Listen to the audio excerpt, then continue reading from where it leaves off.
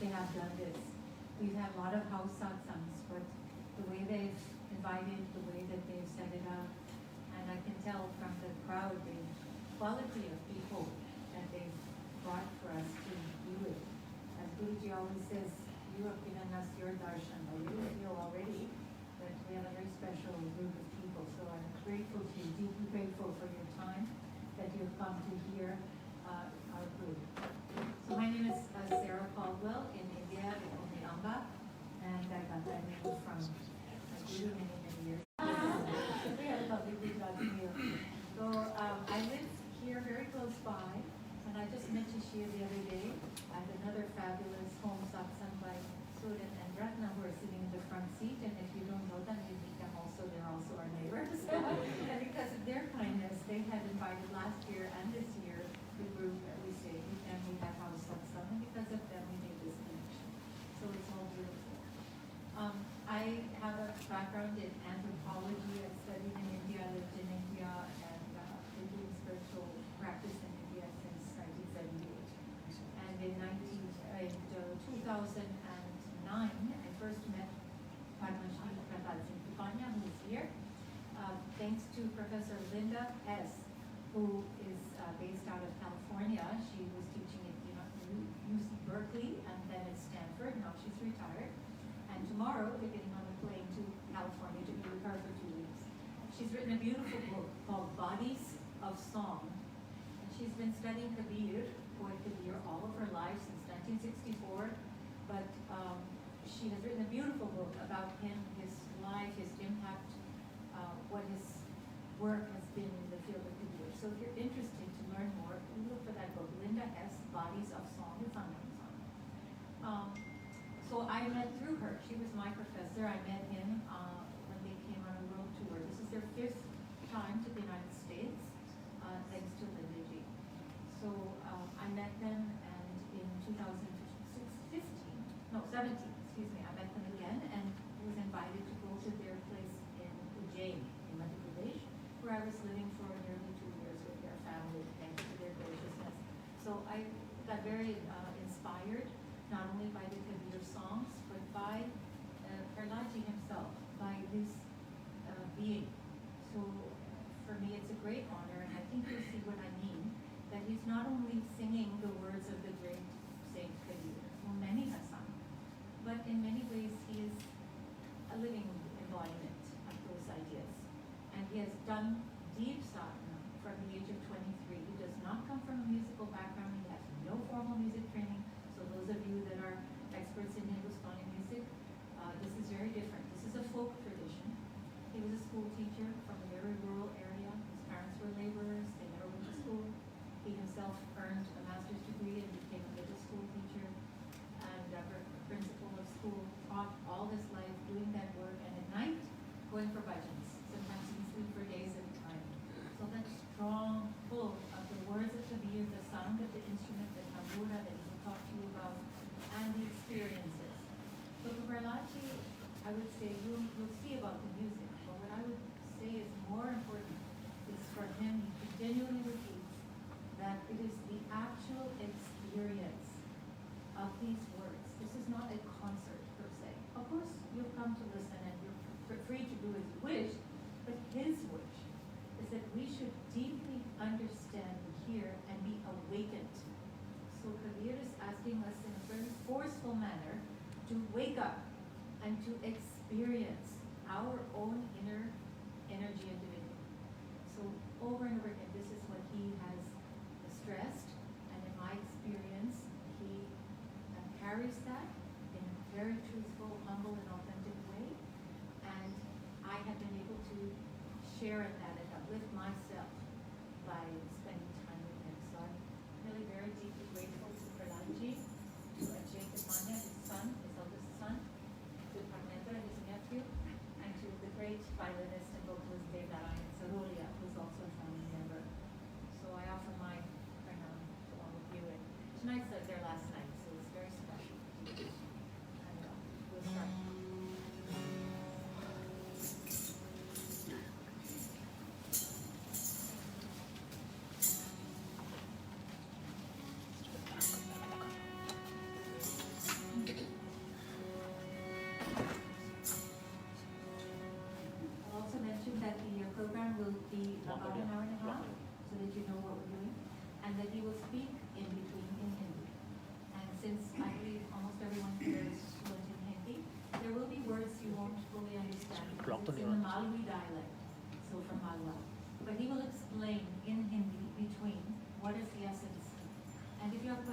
afterwards we can discuss, but I won't be speaking in between, I don't think so. Okay, so afterwards if you want to ask something,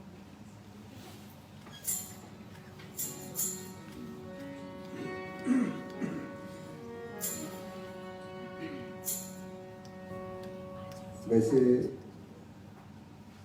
Sushil ji ने और अंबाजी ने बता ही दिया, इन्होंने अंग्रेजी में बहुत सारे कुछ बात कही, पर मैं केवल इतना ही कहना चाहूँगा कि सुशील जी और यशस्वी जी की वजह से आप और हम सब यहाँ पर उपस्थित हैं, और इनका दीदार हमें सुरेन और रत्ना बहन के घर पे हुआ, और वो जो आत्मीयता थी, उस आत्मीयता की वजह से आप सभी जीवात्माओं के भी दर्शन करने का अवसर हमें मिला। ये हमारी खुशकिस्मती है। मैं हृदय से आप सबका वंदन करता हूँ, अभिनंदन करता हूँ, स्वागत करता हूँ। और ये सब श्रेय जाता है, मैं ये मानता हूँ कि कबीर मेरे लिए, क्योंकि कबीर यदि नहीं गाता तो आप नहीं मिलते। कबीर के थोड़ा सा गाने की वजह से आप मुझे मिले, और वो कबीर के हर पक्ष में, उस संतों के हर वाणी में प्रैक्टिकली अनुभव। कबीर की एक साखी है कि गाया बिन पाया नहीं, और अणगावन से दूर, और जिन गाया विश्वास से, तो साहिब हार हजूर। तो मेरे लिए आप सब साहिब हैं, सदगुरु हैं, परमात्मा है, ईश्वर है, अल्लाह है, वाहिगुरु। इतने घट यहाँ पर बैठे हैं, परंतु उसके अंदर जो नूर है वो एक है, और वो आप और हम सबका एक है। तो वो आप और हम सबके अंदर जो एक नूरानी अवस्था है, उसको मैं प्रणाम करता हूँ। और कुछ संतों की वाणी जो हमने मौखिक और लोक परंपरा से सीखी है, वो मैं आपके सामने रखूँगा। मैं कोई गायक नहीं हूँ, यहाँ बहुत बड़े संगीतकार नहीं हैं। आप जैसे बुजुर्गों से कुछ सुना और उसको सीख लिया, और वो सीखने के बाद में जब गाना शुरू हुआ तब हमें लगा कि ये केवल गाना नहीं है, वो आप और हम सबके जीवन का एक प्रैक्टिकली अनुभव है। सवाल केवल ये है कि हम उसको कितना एहसास कर सकें, कितना प्रैक्टिकली अनुभव कर सकें, ये हमारे ऊपर निर्भर करता है। और ये सब सदगुरु की दया है, सदगुरु की मौज है। इस वजह से आप सबका पुनः स्वागत है, और मैं पुनः आप सबका इनकी वजह से जो दीदार हुआ, इसलिए इनको और आपको वंदन करूं, और आप और हम सबकी वजह से वो सदगुरु जो सबके अंदर मौजूद है उसको प्रणाम कर लें। तो मैं तो ये मानता हूँ कि सदगुरु से मिले हम, और वो सदगुरु जो सबका संरक्षक है, वो इसलिए कबीर साहब का एक पद है कि वो कहते हैं कि मुझे सदगुरु से मिलना है। वो सदगुरु कौन?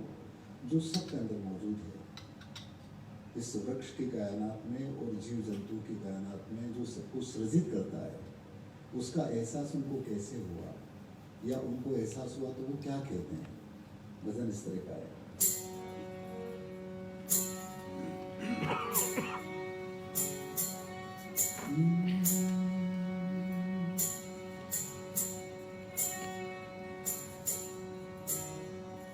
ध्यायेत सद्गुरुं श्वेत रूपमलं श्वेतांबरं शोभितं, कर्णे कुंडल श्वेत शुभ्र मुकुटं हीरामणिमण्डितं, नानामाल मुक्तादि शोभित गला पद्मासने सुस्थिरं, दया बुद्धि धीरं सुप्रसन्न वदनं सद्गुरुं तनमामि।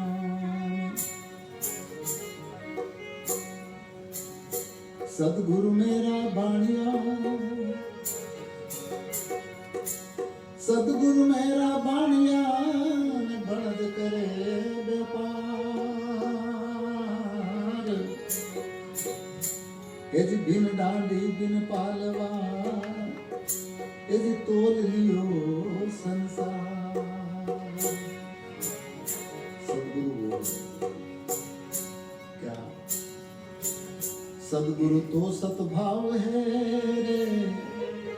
इनका सद्भाव था, आपका सद्भाव था, तो आप हम मिल लिए। जो सबके संरक्षण की बात करते हैं, सबके हिफाजत की बात करते हैं। इसीलिए कबीर कहते हैं सदगुरु तो सद्भाव है न जो अस भेद बता। यदि धन्य भाग धन शीस जही और जो ऐसी सुधि पा। इस सीख को लेकर के उस एहसास को यदि हम कर लें तब कहीं धन्य भाग हमारे हो। इसलिए कहा है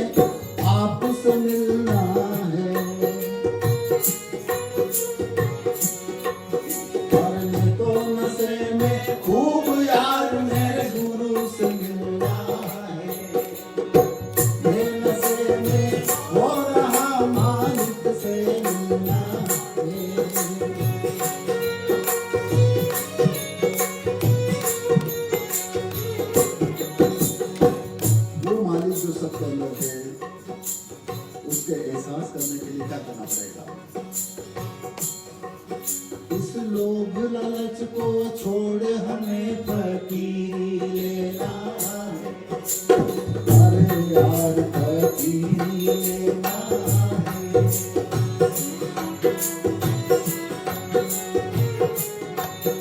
इस पाप कपट को छोड़ हमें फकीरी लेना है।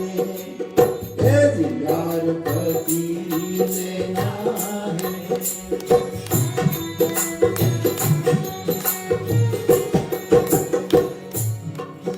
इस भवसागर को जीत हमें, हाँ भवसागर को जीत हमें।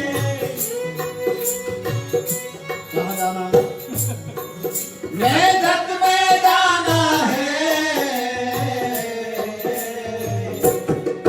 और मैं तो नशे में खूब यार मेरे गुरु से मिलना है। हाँ मैं नशे में हो रहा मालिक से मिलना है।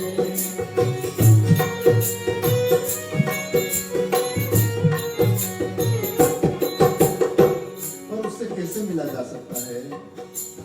मेजत का मंदिर ये मंदिर, और इसमें भी हदों से ऊपर उठना पड़ेगा, ऐसा कबीर कहते हैं। इसलिए कहा है इस हद को छोड़ बेहद में जाना है। हमें यार बेहद में जाना है।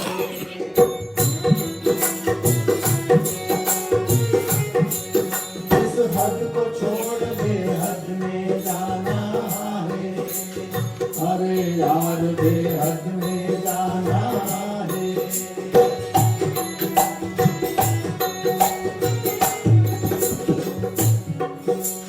मूल सुंदरी मकरदार जा, हाँ मूल सुंदरी मकरदार जा।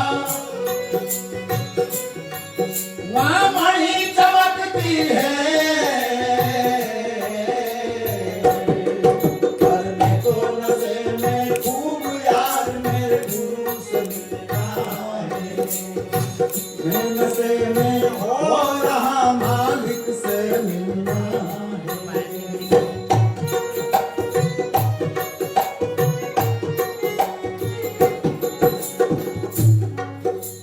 जब तक इंसान जो हदें हमने बना रखी है उनसे ऊपर ना उठे तब तक उसका दीदार, उसका एहसास कैसे हो सकता है? और इसीलिए कबीर कहते हैं कि हद में पीर न पाइया और बेहद में भरपूर, और हद बेहद की गम लखे ने खासो पी हजूर। जाति की, धर्म की, मजहब की, मत पंथ संप्रदाय की, ऊंच नीच, अमीर गरीबी की, स्त्री पुरुष और गोरे काले की, ये हदें हमने बनाई है, उनने नहीं बनाई। और इन हदों को मैं ये मानता हूँ कि जब तक इंसान यहाँ तक रहेगा तो करेगा, क्योंकि दिखेगा कि इन्होंने ऐसा कपड़ा पहना है, बहन बैठी है, भैया बैठे, या गोरा बैठा, काला बैठा, हिंदू बैठा, मुसलमान बैठे। और जैसे ही हम इन हदों से थोड़ा ऊपर उठे हैं, फिर वहां पर ये कुछ नहीं रहेगा, केवल एक नूर रहेगा। और उसका एहसास हो सकता है सभी को, परंतु हम अपने स्वार्थ की वजह से इन हदों में बन गए। और जब तक हद में रहेंगे पीयू को नहीं पा सकेंगे। वो पीयू, वो परमात्मा जो सबका एक है।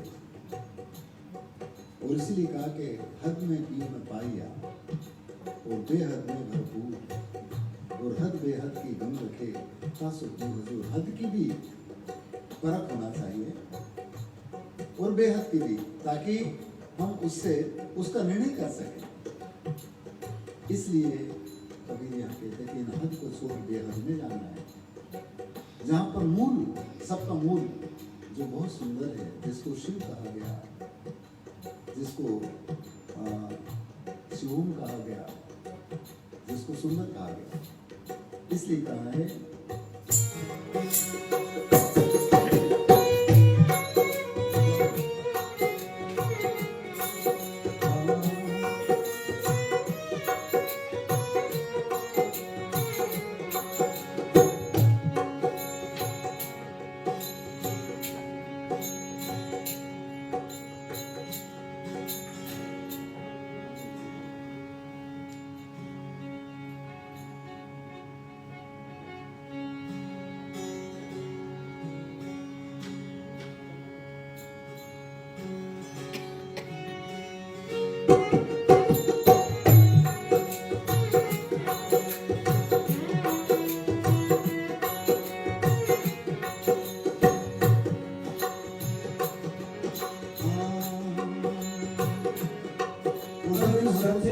तो क्या होगा,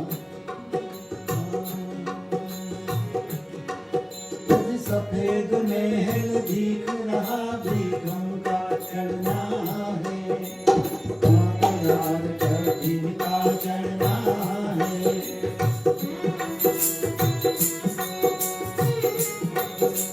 सफेद महल दिख रहा, कठिन का चढ़ना है, वहाँ तो यार बेगम का चढ़ना है।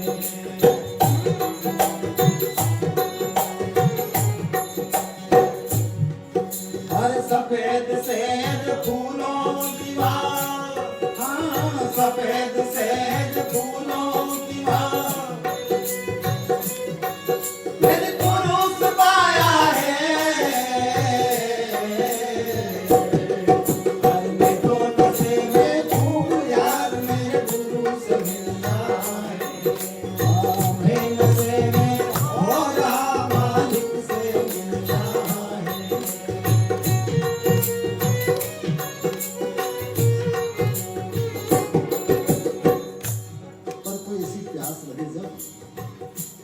प्यास लगेगी तभी संभव है।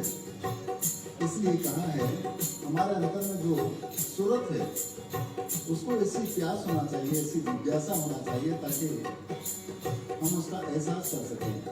और इसके आप निश्चित रूप से भेदी हैं, क्योंकि आपको प्यास थी तो यहाँ आ गए। और जो प्यासा होता है वही तो प्यास के मर्म को जानता है। इसलिए कहा है मूल सुंदरी को प्यास लगी, अमृत का पीना है, वहाँ पे यार अमृत का पीना है।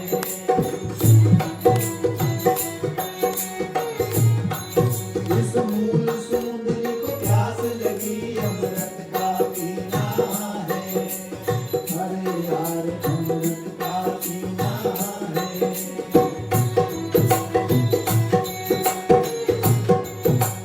कहें कबीर सुनो ऐसा दो,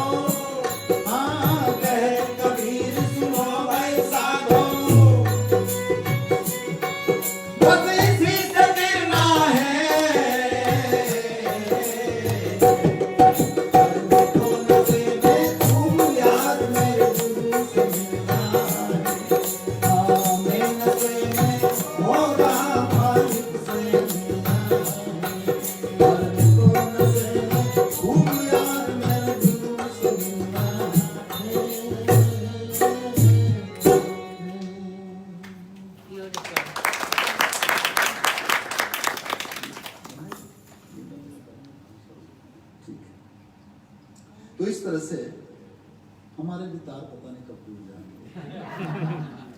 और जिस दिन तार टूट जाएगा तो क्या होगा। इसलिए कहा कि ये पांच तार का तंबूर है, इसका तार टूट गया, काम खत्म हो गया। हमारा शरीर भी 5 तत्वों से मिलकर के बना है, आप सब जानते हैं। और जब जिस तरह से इसका तार टूट गया और काम खत्म, इस तरह से इधर का भी तार टूट जाएगा तो काम खत्म हो जाएगा। 5 तार का यंत्र है और टूट गए सब तार, फिर यंत्र बेचारा क्या करे, चला बजा होनहार।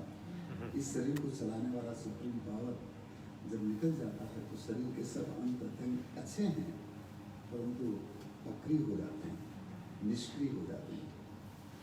इसलिए जब तक वो इस शरीर को सृजित करने वाला सुप्रीम पावर आप और हम सब में है, तब तक कम से कम हमारी सोच, हमारा दृष्टिकोण पूरी कायनात के लिए पॉजिटिव हो, सकारात्मक हो। बस ये संतो का कहना है। परंतु कहीं न कहीं हदों में बनने की वजह से हम एक पक्षी हो जाते हैं। निस्वार्थ आ सकता है, फिर भी इसमें रह करके ऊपर उठने का प्रयास करें। और इसीलिए अमृत का बात किया कि कबीर कहते हैं कि अमृत का पीना है। इस मूल सुंदरी को जो सूरत है, जो जीवात्मा है, उसका अमृत है केवल नाद। ऐसा मैं मानता हूँ, हो सकता है सही है या ना है, परंतु मैं मानता हूँ। तो इस वजह से, क्योंकि मन का कंसंट्रेशन जो है वो केवल नाद से होगा। प्रारंभिक अवस्था में अंबाजी ने बहुत साधना किया, काली का, देवी का, और पूरा सब जानता है, और PhD करी हुई, तो फिर तो सब एक कुछ याद है, इनको मंत्र सब याद है। होना चाहिए, बुरी बात नहीं है, परंतु तब तक मैं ये मानता हूँ कि जब तक हमारा मन वहाँ पर भी हम टिका करके रखें या किसी मूर्ति के अंदर भी टिका करके रखें, अच्छी बात है। सब दूर से हट करके मूर्ति में तो है एक जगह पर, परंतु ये थोड़ा सा चिंतनीय विषय कि मूर्ति में रखने पर भी हम तब तक हम, क्योंकि हम हमारा कंसंट्रेशन हमसे बाहर कर रहे हैं, जबकि वो बाहर नहीं है, आपका कंसंट्रेशन इधर है, अपने अंतर में है। तो मन का कंसंट्रेशन, सूरत का कंसंट्रेशन उस नाद के द्वारा होता है। और ये आप आजमा करके देखने का जरूरत है, करें इसको। तो इसलिए अमृत मूल सुंदरी को, उसको जब प्यास लगती है तो सब चीज़ को छोड़ करके जब वो कंसंट्रेट होती है, तब उसकी क्षुधा या वो मिलने पर उसकी प्यास बुझती है। अपन प्यासे और पानी आ गया और पी लिया तो प्यास बुझ गई। तो उसी तरह से उसकी प्यास तब मिटेगी जब वो जो अखंड रूप से अमृत का झरण हर इंसान के अंदर होता है, उसको पिए। और वो अमृत है एक झीली सी, एक मधुर सी, एक सुंदर सी नाद, एक आवाज़। और इसीलिए देखिए, ये सब मंदिर में जाते तो घंटी क्यों बजाते हैं? सब दूर अजान करते तो जोर से एक आवाज़ में आवाज़ करते हैं, क्यों? नाद, आवाज़, और वो आवाज़ ही इंसान को अपने लक्ष्य को ले जाती है। तो इसलिए अमृत पीने की बात आई तो एक भजन अमृत का याद आ गया, तो मैं सुना देता हूँ।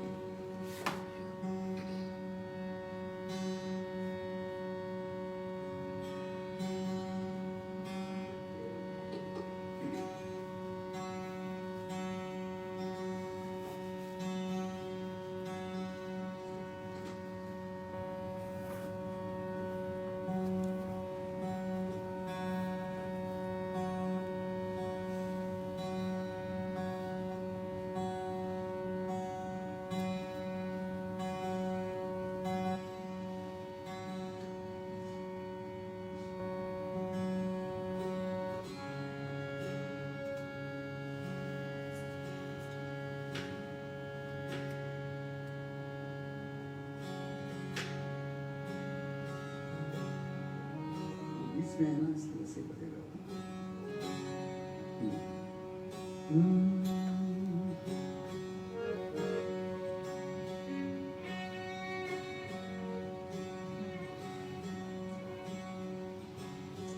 जिमें मर्जी समुद्र का,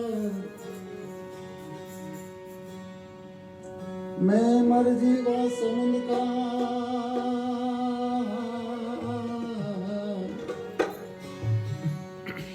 और डुबकी मारिए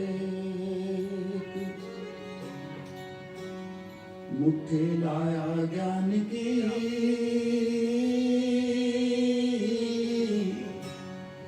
उड़ता में वस्तु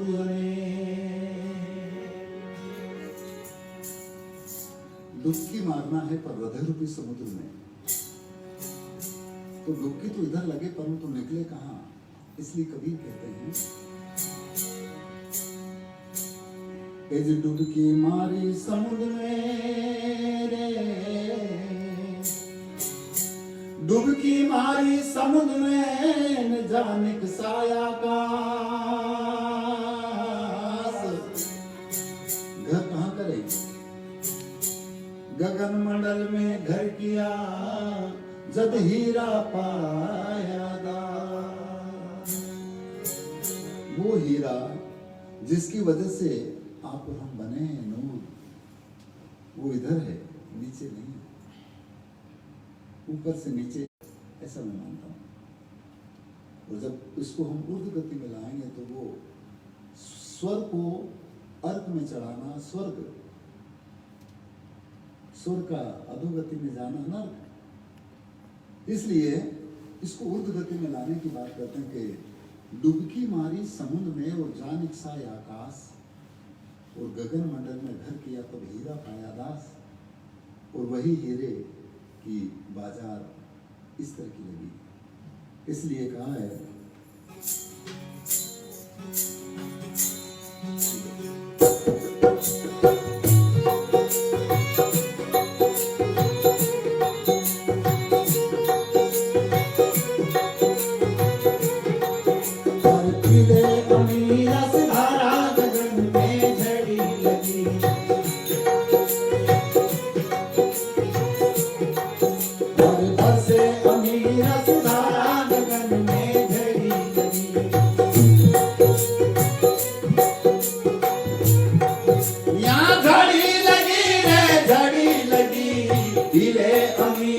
धारा गगन में झड़ी लगी,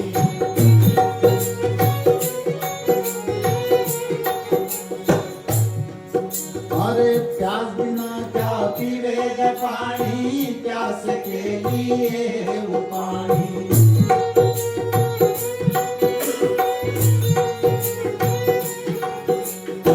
प्यास बिना क्या पीवेगा पानी, प्यास के लिए वो पानी,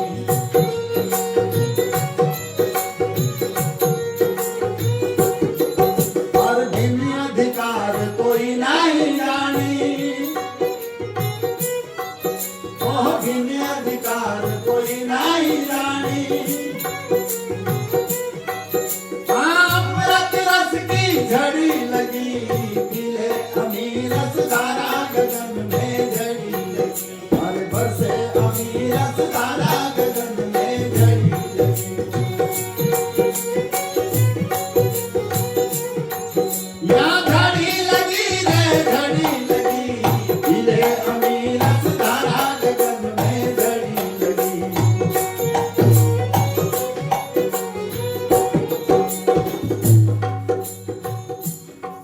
और कहीं ऐसा ना हो कि एक बूंद की प्यास वाले आदमी को यदि घड़ा भर करके पानी मिल जाए तो उसकी खुशी कितनी होगी आप अंदाजा कर सकते हैं। इसलिए जब शब्द का सूरज से मिलाप हो जाता है, जितनी भी बाहरी गतिविधियां हम उस परमात्मा के एहसास के लिए करते हैं, और जिस दिन वो एहसास हो जाए तो फिर नहीं, तो वो हो सकता है, सब हो सकता है। इसलिए कहा है अरे बूंद का प्यासा घड़ा भर पाया, सपने में वो स्वाद न आया,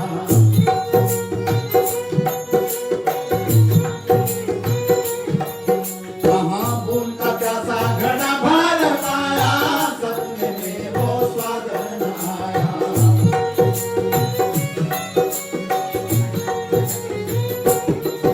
अरे कहो किसे कैसे समझाए,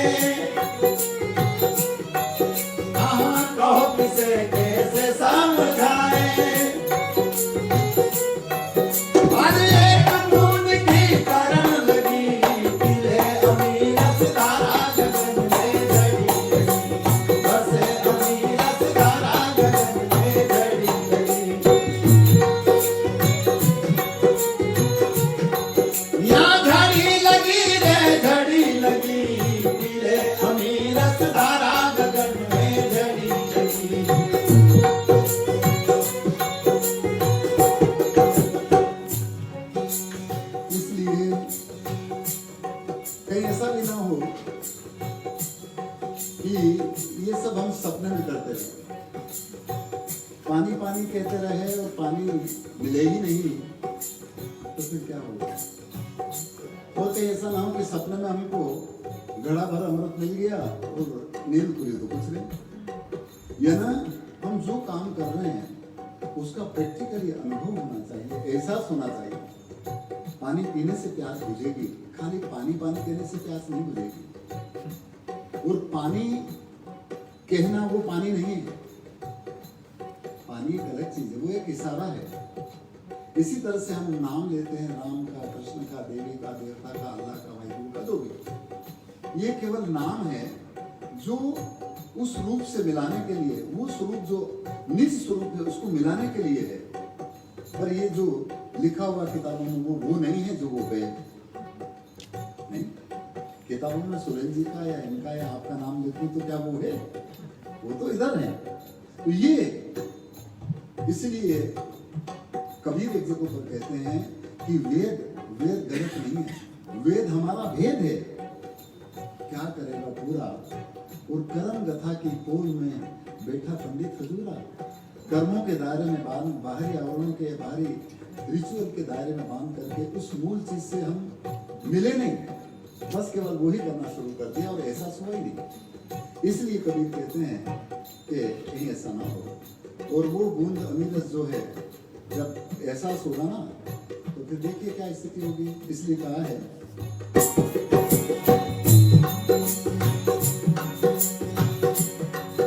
अरे अमीरस पीवे अमर पद पावे, भव योनि में कबू नहीं आवे।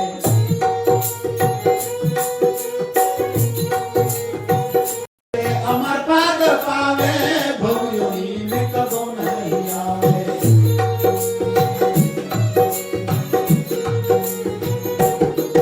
अरे जरा मरण का दुख न सावे, जरा मरण का दुख न सावे। या घटकी गगरिया भरन लगी, पीले अमीरस धारा गगन में झड़ी लगी। अरे बरसे अमीरस धारा गगन में झड़ी लगी। यहाँ धड़ी लगी रे धड़ी लगी, पीले अमीरस धारा गगन में झड़ी लगी।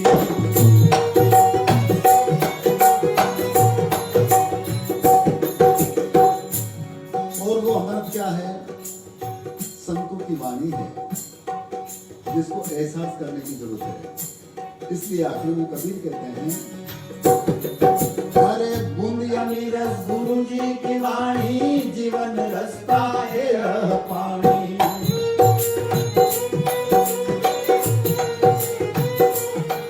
कहा बूंद अमीरस गुरु जी की वाणी, जीवन रस्ता है यह पानी।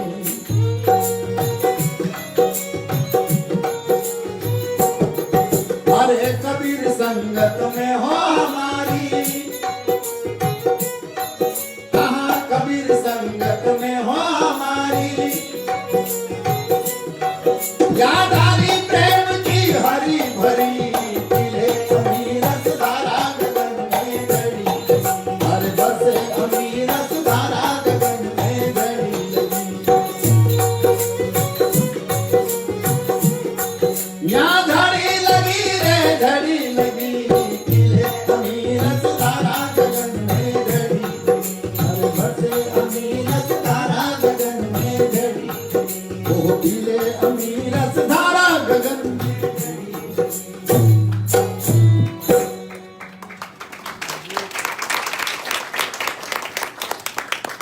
इस तरह से निश्चित रूप से आपको साधुवाद है कि आपने संतों की वाणी की यहाँ झड़ी लगाने का काम किया।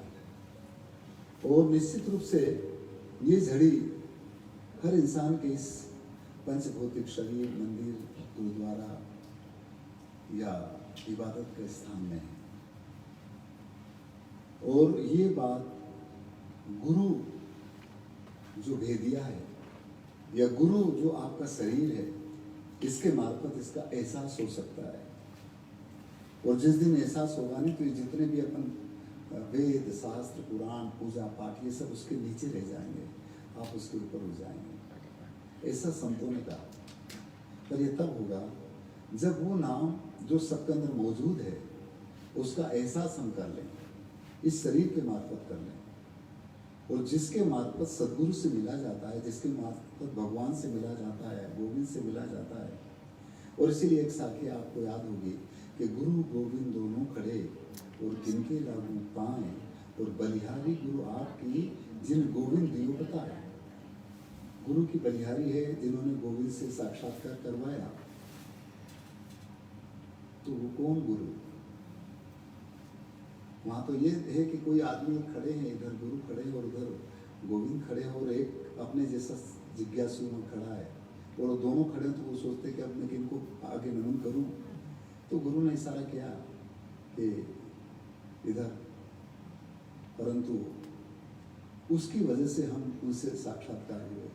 यह ना इस बात को कबीर इस तरह से कहते हैं कि गुरु एक अनुभव है जिसको हम दूर नहीं कर सकते, और उस अनुभव को कोई लूट भी नहीं सकता, कोई काट भी नहीं सकता, कोई बांट भी नहीं सकता। भाई अनुभव को कौन, आप जैसे इंजीनियर हैं सब यहाँ पर अधिकतर, हमें बहुत खुशी है कि भारत के जो सुप्रीम जानकार व्यक्तित्व हैं वो यहाँ आकर के काम कर रहे हैं, और उनका अनुभव यहाँ से पूरी दुनिया में जा रहा है, और वो अनुभव उनसे कोई लूट सकता है? दौलत लूटी जा सकती है, मकान को लूटा जा सकता है, छीना जा सकता है, इन चीज़ों को ले सकते हैं, परंतु आपके अनुभव को नहीं छीन सकते। तो उस अनुभव को गुरु माना है कबीर ने, और इसीलिए वो कहते हैं कि ये सब गुरु है हद के, बेहद के गुरु नाही, और बेहद अपने आप उपजे अनुभव के घर माही।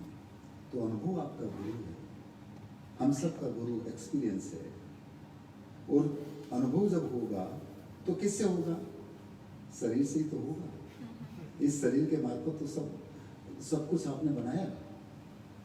इसलिए वो ये कहते हैं कि गुरु नाम है गम्य का। गुरु का मतलब होता है पहुंचना, एहसास करना।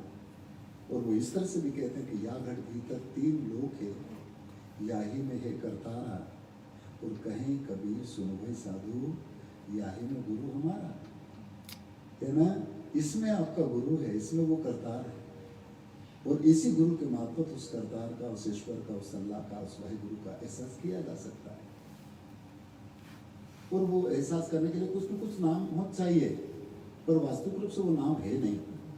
आप अपन जितने बैठे सबका कुछ न कुछ नाम है, तो वो नाम उस रूप से साक्षीभूत करवाता है। नाम मिलावे रूप को, और जो जन खोजी होए, तो नाम से हम उस रूप तक पहुंच सकते हैं, परंतु नाम वो नहीं है, नाम रूप नहीं है। नाम उस रूप से मिलाने वाला एक जरिया है। तो इसलिए देखिएगा, एक भजन है, इस तरह का एहसास गुरुओं ने करवाया, और जब उनको मालूम पड़ा तो ये सब चीजें नीचे रह गई, वेद पुराण शास्त्र फलाना जो कुछ है सब। और ये कब, जिस तरह से ये कब होगा, जिस तरह से जैसे सूरज उगता है तो तारे और चंद्रमा का प्रकाश खत्म हो जाता है, तारे छुप जाते हैं, नहीं? तो इसलिए उन्होंने कहा कि ये इस तरह का है कि जब एहसास हो जाएगा नहीं, तो बस सब चीजें जो वो दब जाएंगी। इसलिए कहा है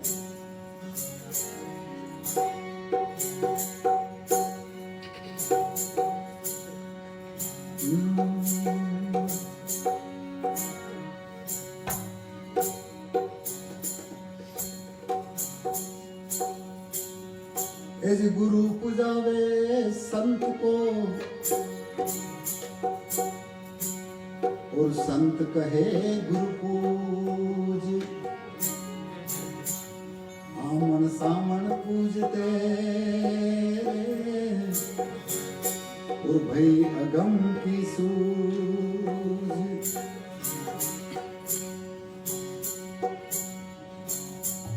सदगुरु की महिमा अनंत है,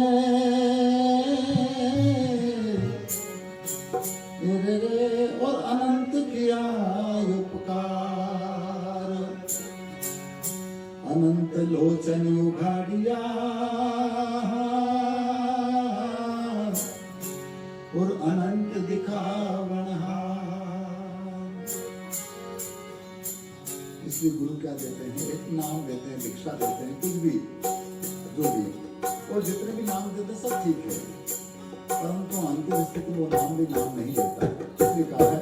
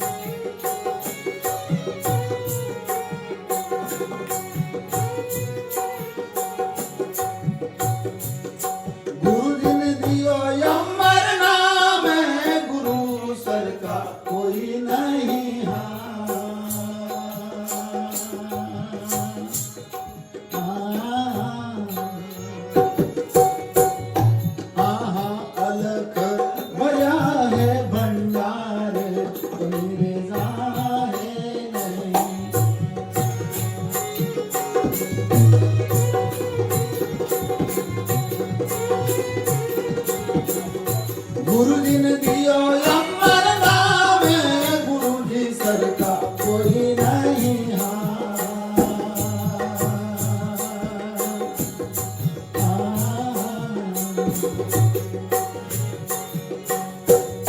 दिन घर भरिया खजीना भर फूल कमीरे जाए नहीं।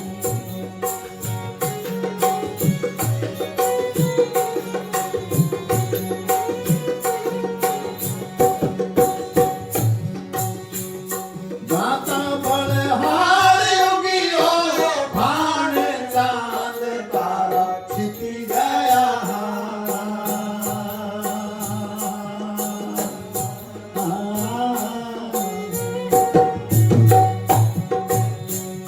दाता बलहार योगी और भाण चांद तारा छिपी गया।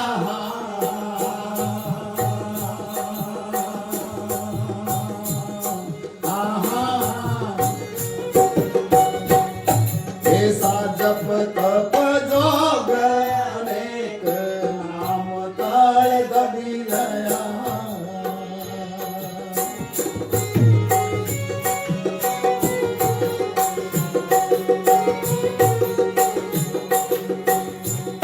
गुरु जी ने दियो अमर नाम, गुरु सर का कोई नहीं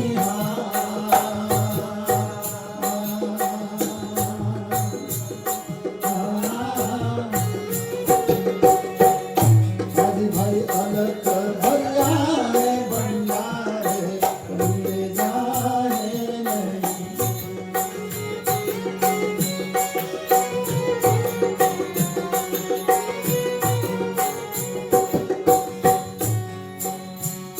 दाता नामे सरी को दान दियो है अजान में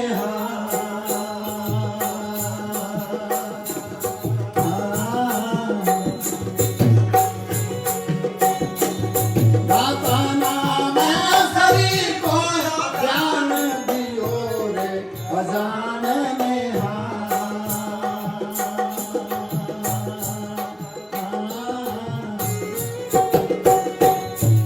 गुरु देखेगा तारा मंदी जोत, तू कहीं जान भान में।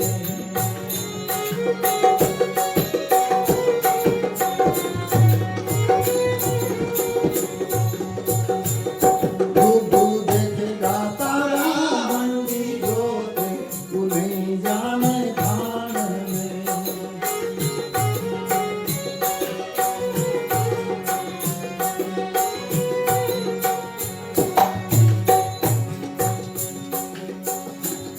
गुरु जी ने दियो अमर नाम, गुरु सर का कोई नहीं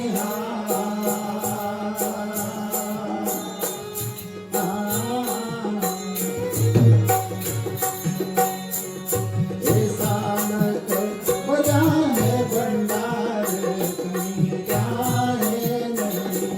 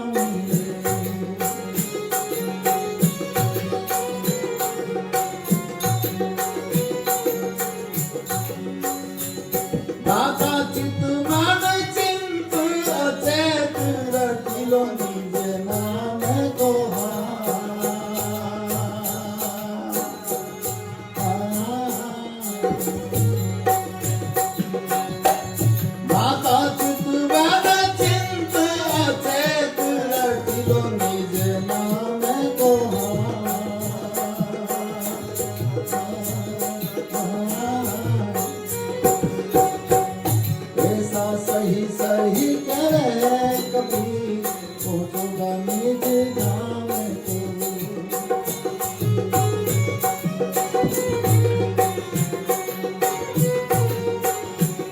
ऐसा सही सही कह रहे कबीर, पहुंचूंगा निज धाम को।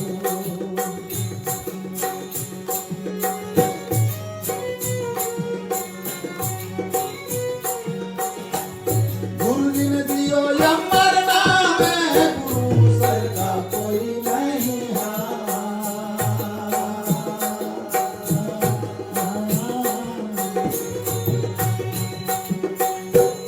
जहाँ अलग भरिया है भंडार, तुम्हें जाने नहीं।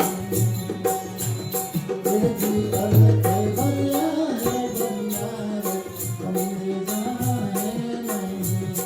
ओहो अलग भरिया है भंडार, तुम्हें जाने नहीं।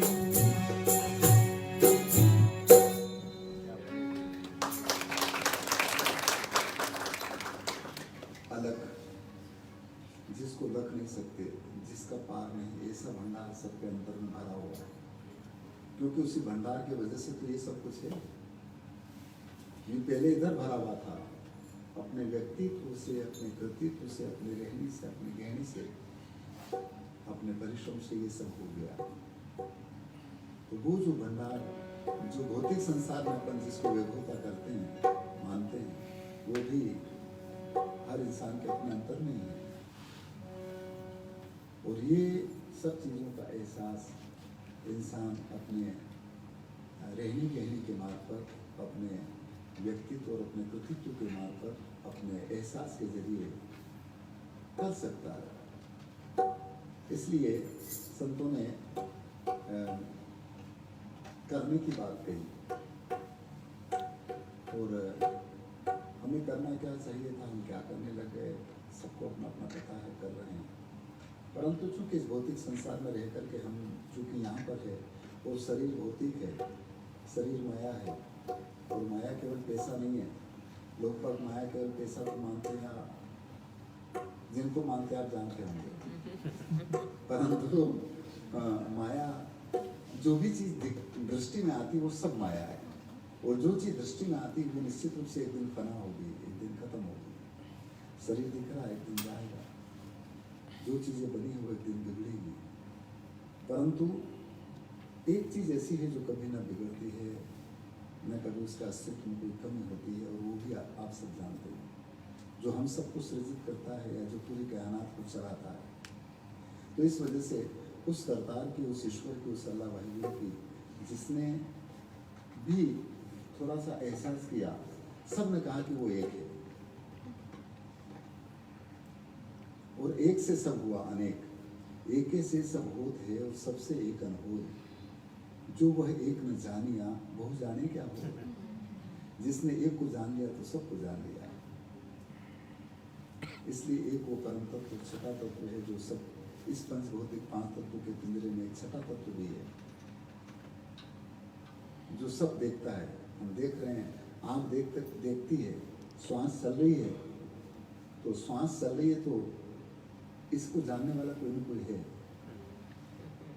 कि हाँ श्वास चल रही है। या जैसे कोई एक आदमी मर जाता तो गांव में देखते हैं, अभी तो डॉक्टर के पास ले जाते, पर मैं गांव में देखते देखते कैसे चले कि चले, बंद हो गई, यार अब तो गए। यानी इसको देखने वाला केवल हाथ लगा करके एहसास जानता है कि हाँ श्वास चल रही कि नहीं चल रही, इसको जानने वाला कोई है। हाथ नहीं जानता कि हाथ केवल एहसास को कर रहा है कि हाँ धड़कन चल रही कि नहीं चल रही, परंतु उसका निर्णय करने वाला उसके अंदर कोई है, और वो है छठा तत्व हमारा सबका। और उसकी कला का जिसने पार पाया नहीं, उसने कहा कि वो एक है। ऋषियों ने, मुनियों ने, संतों ने, साधकों ने, सब ने। परंतु दुर्भाग्य कहिएगा कि बाद में इन्हीं के मार्फत बहुत सारा अलग अलग हो गया। वो पता नहीं क्यों हो गया, इसका निर्णय तो आप खुद करें। परंतु भजन में इस तरह से कहा गया है,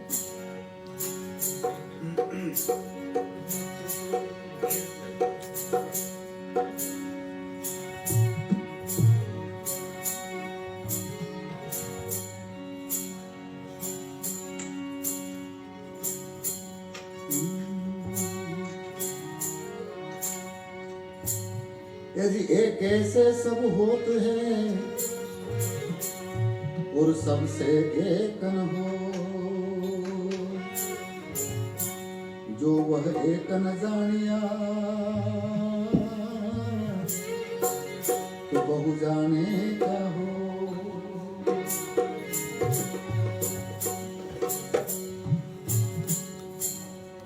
ए जी साहिब तुम्हारी साहिबीन सब घट रही समान, अरे जो मेहंदी के पात में और लाली लकी नहीं यार, तो लाले मेरे लाल की और जित देखूं लाल, अरे लाली देखन में गई तुम्हें भी हो गया। जो लाल हो जाए तो फिर क्या बात है, माला माल।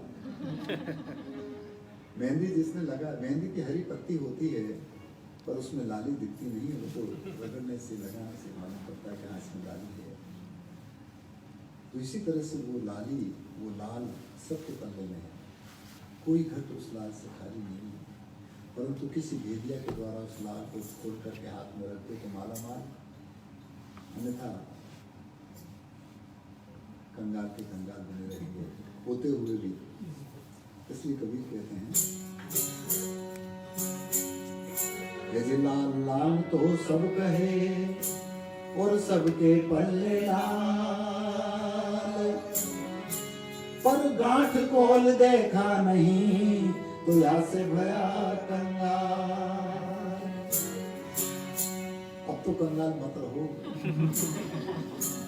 खोल लो और देख लो। और इसीलिए जिनने खोल करके देखा उन्होंने उस करतार के बारे में, उस ईश्वर के बारे में, उस अल्लाह वाहिगुरु के बारे में कहा कि वो देखे, और उसकी रोशनी, उसके रहनुमाई पत्ते पत्ते जर्रे जर्रे में व्याप्त है। इसलिए कहा है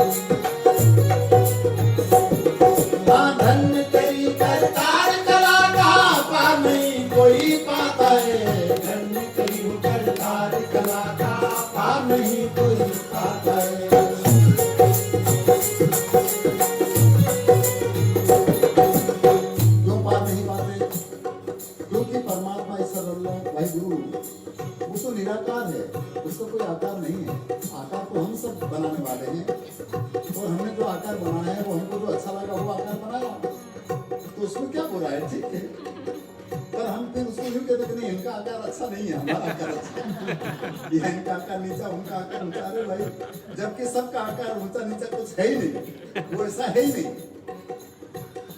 क्योंकि सदगुरु या सुप्रीम पावर को कभी भी आकार में नहीं मान सकते। ये आकार है, सब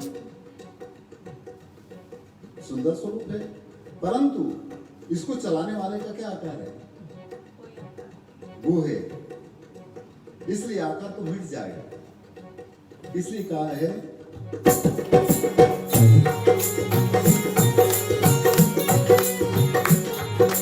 निराकार भी होकर स्वामी सबका पालन करता है, निराकार निर्बंधन स्वामी जन्म मरण नहीं डरता है।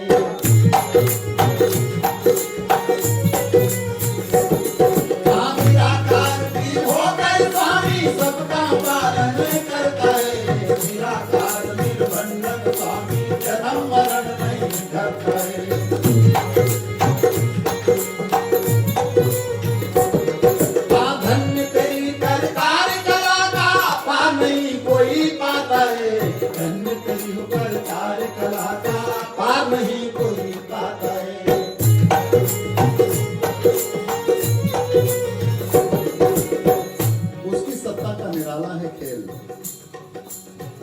और उसकी सत्ता जब तक कायनात सृजित रहेगी नहीं, इसलिए कहा है तेरी सत्ता का खेल निराला, बिरला ही महरम पाता है। जिन पर कृपा भई निज तेरी, तू आपको दर्श दिखाता है।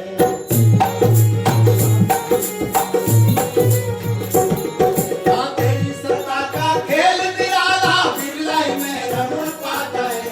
जिन पर कृपा भई निज तेरी, तू आपको दर्श दिखाता है।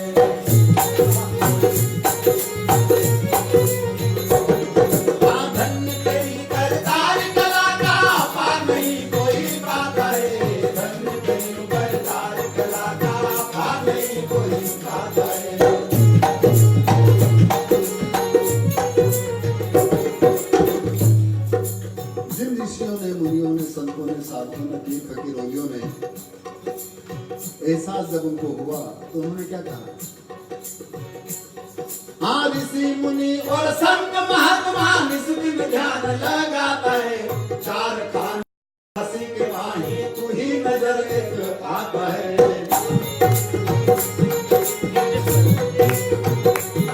हाँ, ऋषि मुनि और संत महात्मा निस दिन ध्यान लगाता है। चार खान 84 के माही तू ही नजर एक आता है।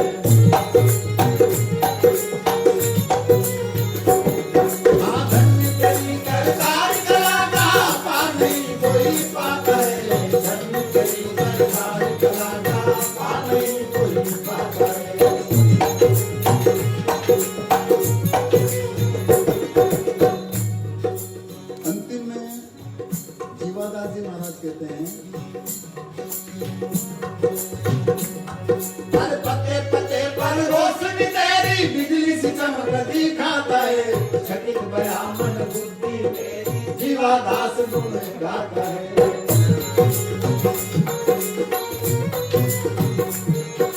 पते पते पर रोशनी तेरी, बिजली सी चमक दिखाता है। चकित बया मन बुद्धि तेरी, जीवादास गुण गाता है।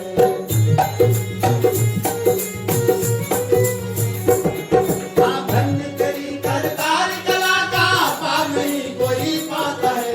धन्य तेरी करतार कला का, पार नहीं कोई पाता है। हाँ, पार नहीं कोई पाता है। ओ, पार नहीं कोई पाता है।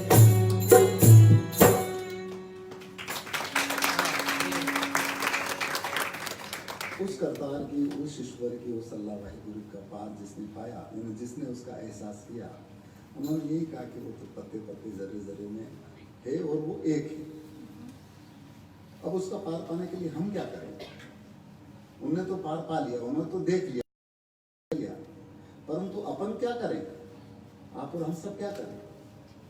वो क्या तरीका है जिसकी वजह से हमें भी थोड़ा बहुत कुछ न कुछ थोड़ा सा एहसास हो जाए?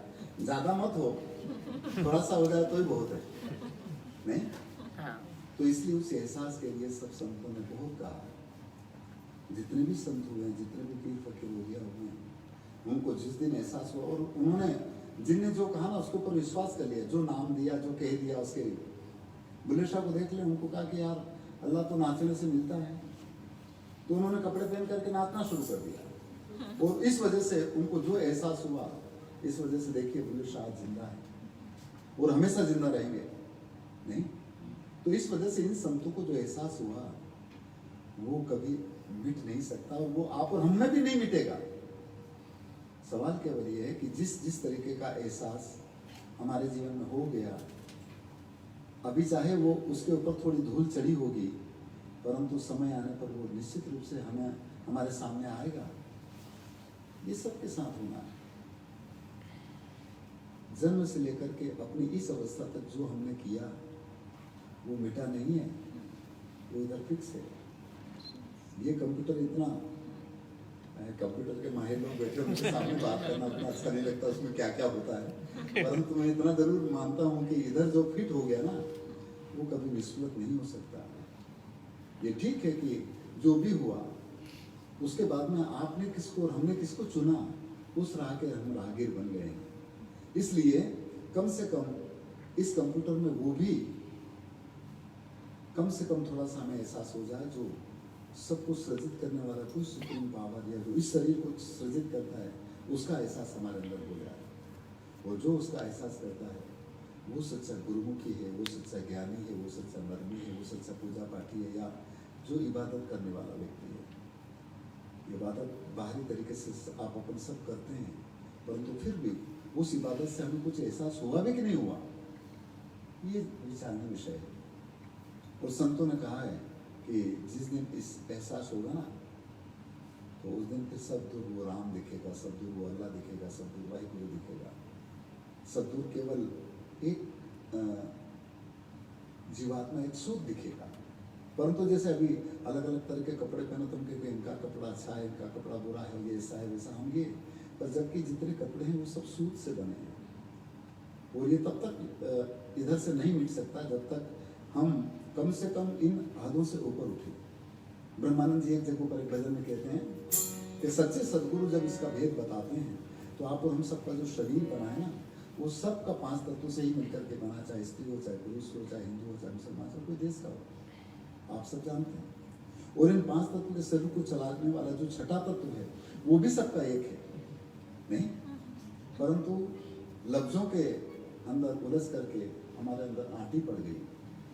हम कहेंगे कि अल्लाह इसको चला रहा है, तो आप कहेंगे कि नहीं इसको तो राम चला रहा है, ये कहते हैं कि इसको वाहिगुरु चला रहा है, अंबाजी कहेंगे कि इसको देवी चला रही है, और कोई कहेंगे कि उसको और यीशु चला रहे हैं, या और जो भी, जबकि लफ्जों में फिर हो सकता है, परंतु चलाने वाली सुप्रीम पावर तो एक है, नहीं। इसलिए एक ब्रह्मानंद जी का भजन बहुत अच्छा है कि ये इतना सुंदर जो कुंभ बना है, शरीर को कुंभ की संज्ञा दे करके कहा कि ये घट है, घड़ा है, और जब कुम्हार मिट्टी के ऊपर उस मिट्टी को लेकर के उस साग के ऊपर रखता है तो वो अलग अलग तरीके बना सकता है, उस मिट्टी के अलग अलग तरीके पात्र बन सकते हैं, उनके ऊपर रूप रंग अलग हो सकता है, परंतु मिट्टी तो वो एक ही है। उसके ऊपर अलग अलग तरह के रंग चढ़ा सकता है, परंतु मिट्टी तो एक ही थी। सूत अलग नहीं है, सूत तो एक ही है, परंतु अलग अलग रंग का, अलग अलग डिजाइन का बना दिया। सोना सबने पहन रखा है, वो चाहे कान का हो, चाहे नाक का हो, चाहे उंगली का हो, चाहे गले का हो, चाहे जैसा भी हो, परंतु जब सुनार उसको तोलता है ना, तो उसका मोल एक ही होता है। इसलिए ब्रह्मानंद जी कहते हैं,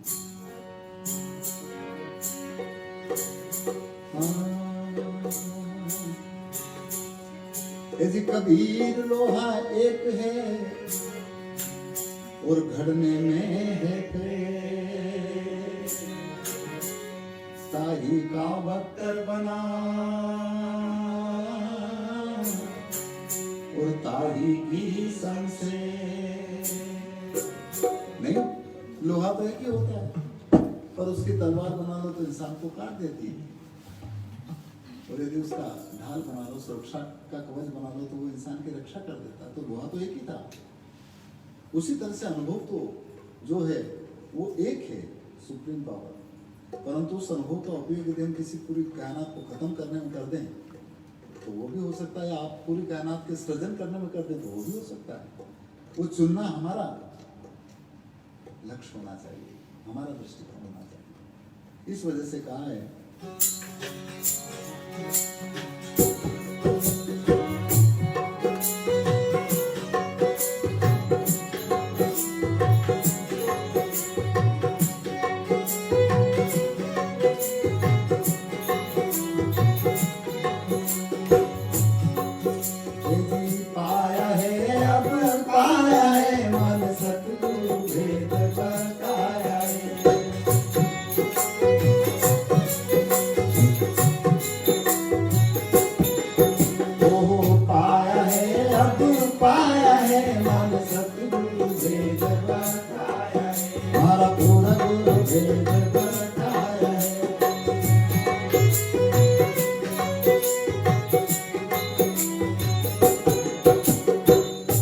कैसे बनाया?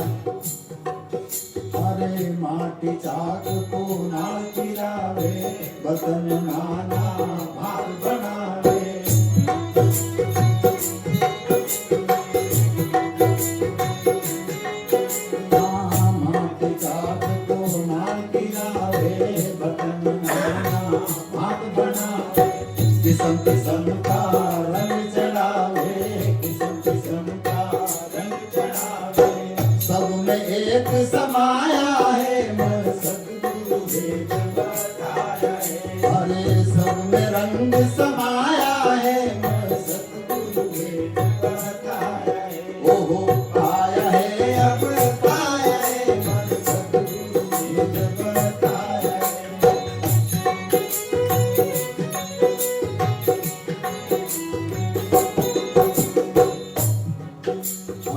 सोना जेवर घर सुनारा, भांत भांत एक न्यारा न्यारा।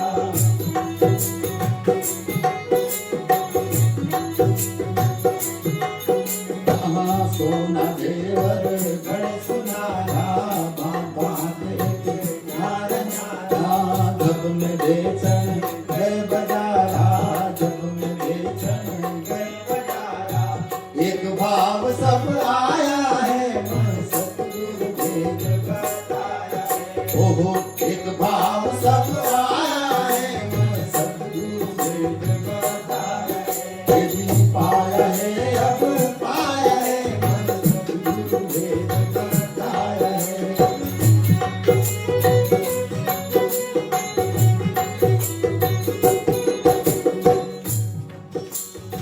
उस दुल्हे ने जो चादर बुनी है, सबकी चादर 5 पत्तों से मिलकर के बुनी है, नहीं? इसलिए कहा है गुणिया ताना बसर गुणिया बहुत सुहाना।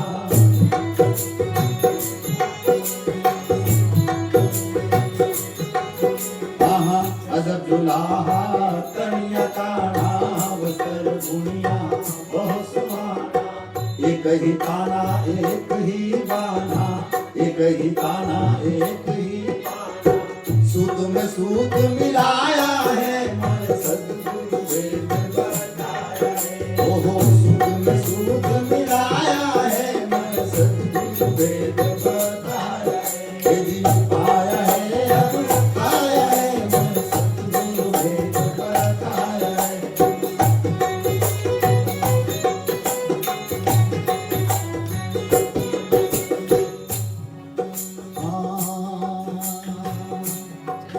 हरे साथ मुंजन जीव जहाना, ऊंच नीच सब भेद मिटाना।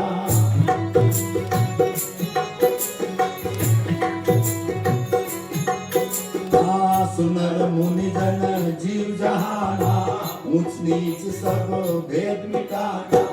ब्रह्मानंद सब रूप समाना, ब्रह्मानंद सब रूप समाना। नूर में नूर मिलाया है, मन सद्गुरु भेद बताया है।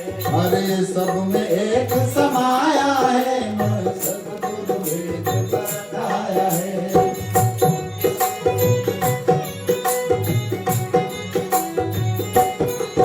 अरे पाया है अब पाया है, मन सद्गुरु भेद बताया है।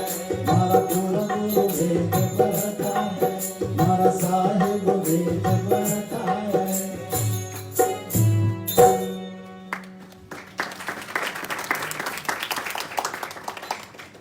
जब तक हमारे बीच की ये जो दुनिया खत्म ना हो, तब तक क्या। और जितने भी अंतिम में वो कहते कि सुर नर मुनि जन जीव जहाना, इस पूरे जहान के अंदर जितने भी सुर माना साधक हुए हैं, संत हुए हैं, मुनि हैं, पीर है, औलिया है, उन्होंने उस भेद को मिटाने का काम किया। परंतु आजकल के सुर नर मुनि क्या करते हैं, नहीं? जब तक इंसान के बीच में हदें यदि कायम करें, तो वो शायद हो सकता है समझ या ना समझ की वजह से होती है।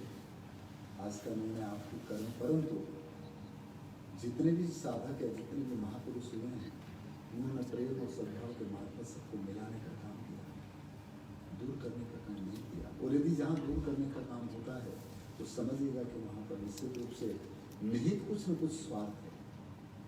स्वार्थ की वजह से दुनिया बढ़ जाती है, आप सब जानते हैं। इसलिए हम उस प्रेम के प्याले को पी लें, ताकि हमें रोम रोम में, रग रग में वो जो नूर फैला हुआ है, उसका एहसास हो सके। और ये सब संतों ने कही। इसीलिए मैं आपसे यही निवेदन करना चाहता हूँ कि विशेष रूप से मुझे कबीर के पद ज़्यादा सुने हैं, सीखे हैं, परंतु और दूसरे संतों के भी कुछ पद हैं जो मुझे बहुत अच्छे लगे। और उसमें भी वही बात है, जैसे ब्रह्मानंद जी महाराज के बिल्कुल अभी उन्होंने इतना बेबाक तरीके से कहा, और उन्होंने कहा कि सच्चा सुर नर मुनि वो है, पीर औलिया वो है जो इस ऊंच नीच के भेद को खत्म करे। और हम इस भेद को बढ़ा रहे हैं, तो हम सुंदर मुनि हैं कि नहीं है, निर्णय अपने आप में प्रत्यक्ष है, नहीं? इसीलिए ऐसा प्याला प्रेम का जिन्होंने पी लिया ना, तो वो सबको उस प्रेम के प्यालों को पिलाएगा, फिर वो ये नहीं कहेगा कि ये अलग है तो इनको नहीं पिलाया, ये हमारे परिवार के तुमको पिलाया। उसका पूरा पूरा कायनात परिवार होता है, क्योंकि परमात्मा है, सदगुरु का सब है। उसका ऐसा नहीं कि कोई एक है, या एक देश का है, या एक धर्म, या एक रिलीजियस का है। वो धर्म और रिलीजियस से भगवान को कोई मतलब है ही नहीं, उसको क्या मतलब? ये तो सब हमारे मतलब की बात है। इसलिए देखिएगा एक जगह प्रकार भजन,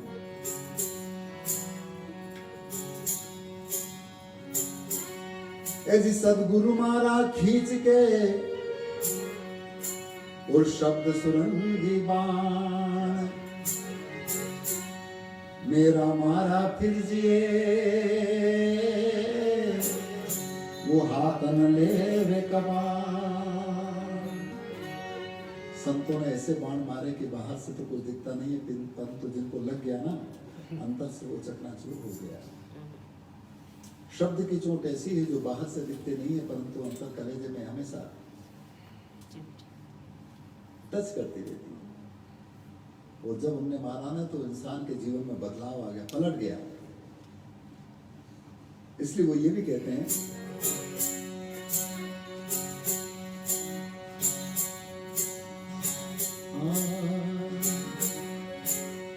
यदि कोई मारे तोप तीर से, कोई मारे तोप तीर से और आवे द्वादश घाव,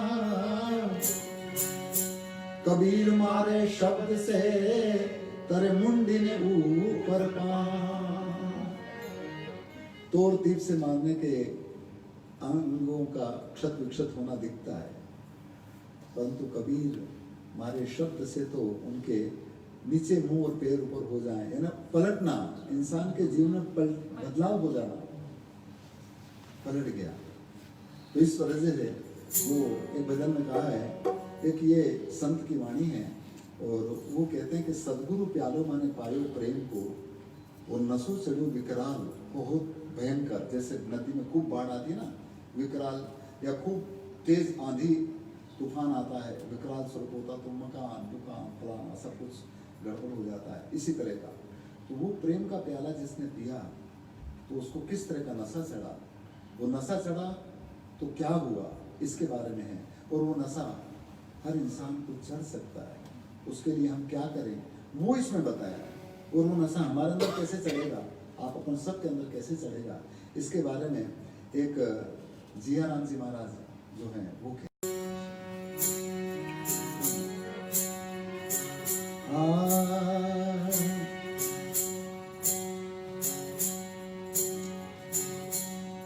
यदि प्याला पी ले प्रेम का, प्याला पी ले प्रेम का, यदि प्याला पी ले प्रेम का,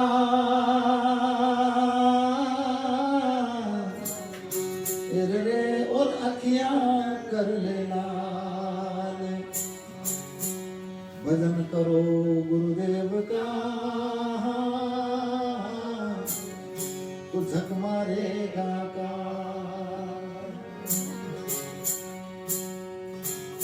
ऐसा कोई बगुला आना चाहिए।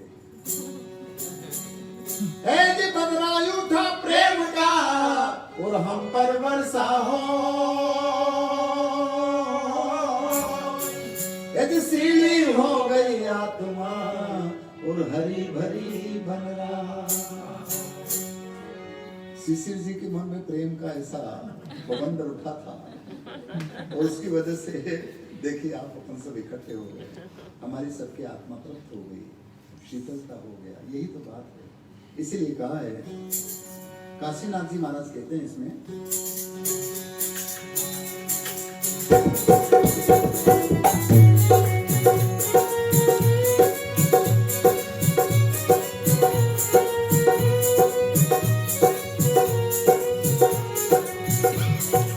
पूरा गुरु प्यारो माने पायो प्रेम को, न सोचो है विकराल हो,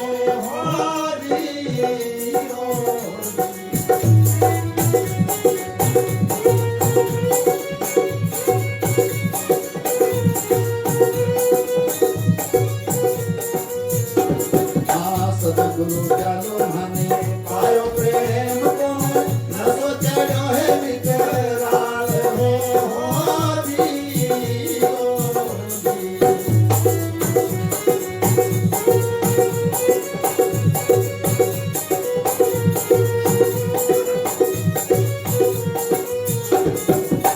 क्या हुआ? हाँ रोम रोम रग रग रमाई रोम रोम रग रग रमाई दर्शो है देव निरालो मोरे रामा देवा में देव सवायो मोरे रामा ओ पीरा में पीर सवायो मोरे रामा माने भरोसो घणो भारी रे ओ जी ओ जी।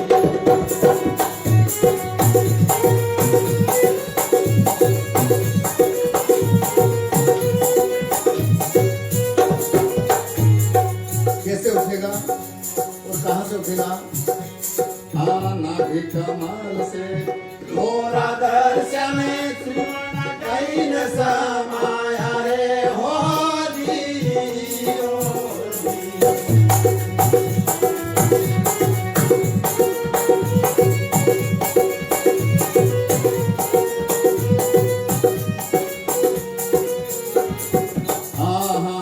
नाभि कमल से घोरा दर्शन सुखमण जाई न समाया रे हो जी ओ जी।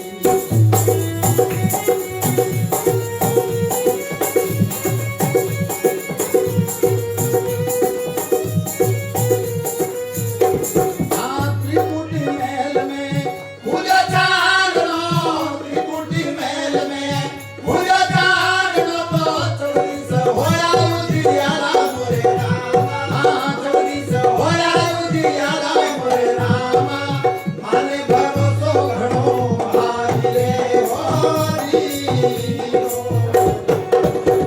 हाँ देव में देव सवायो मोरे रामा पीरा में पीर सवायो मोरे रामा माने भरोसो गायो भारी रे हो जी ओ जी।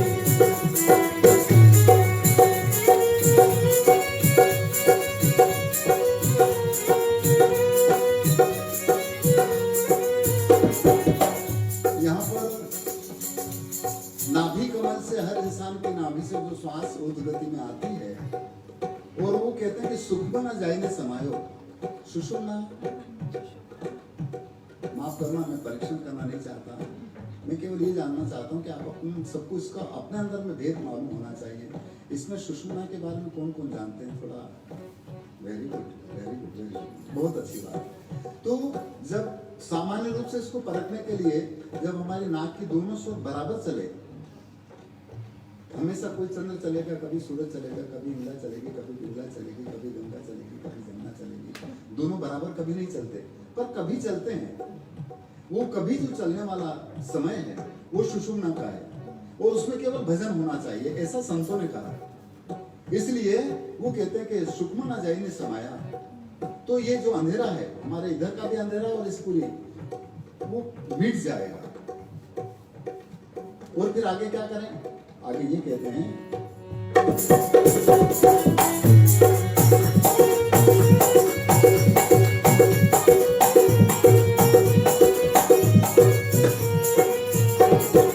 इसको देखना हो तो कैसे देखेंगे और कहाँ देखें? इसके लिए कहा है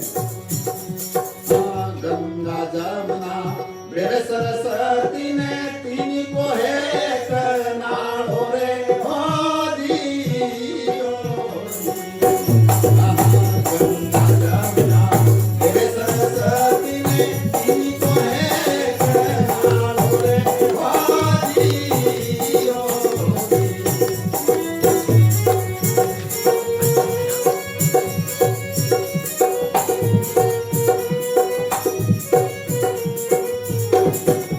वो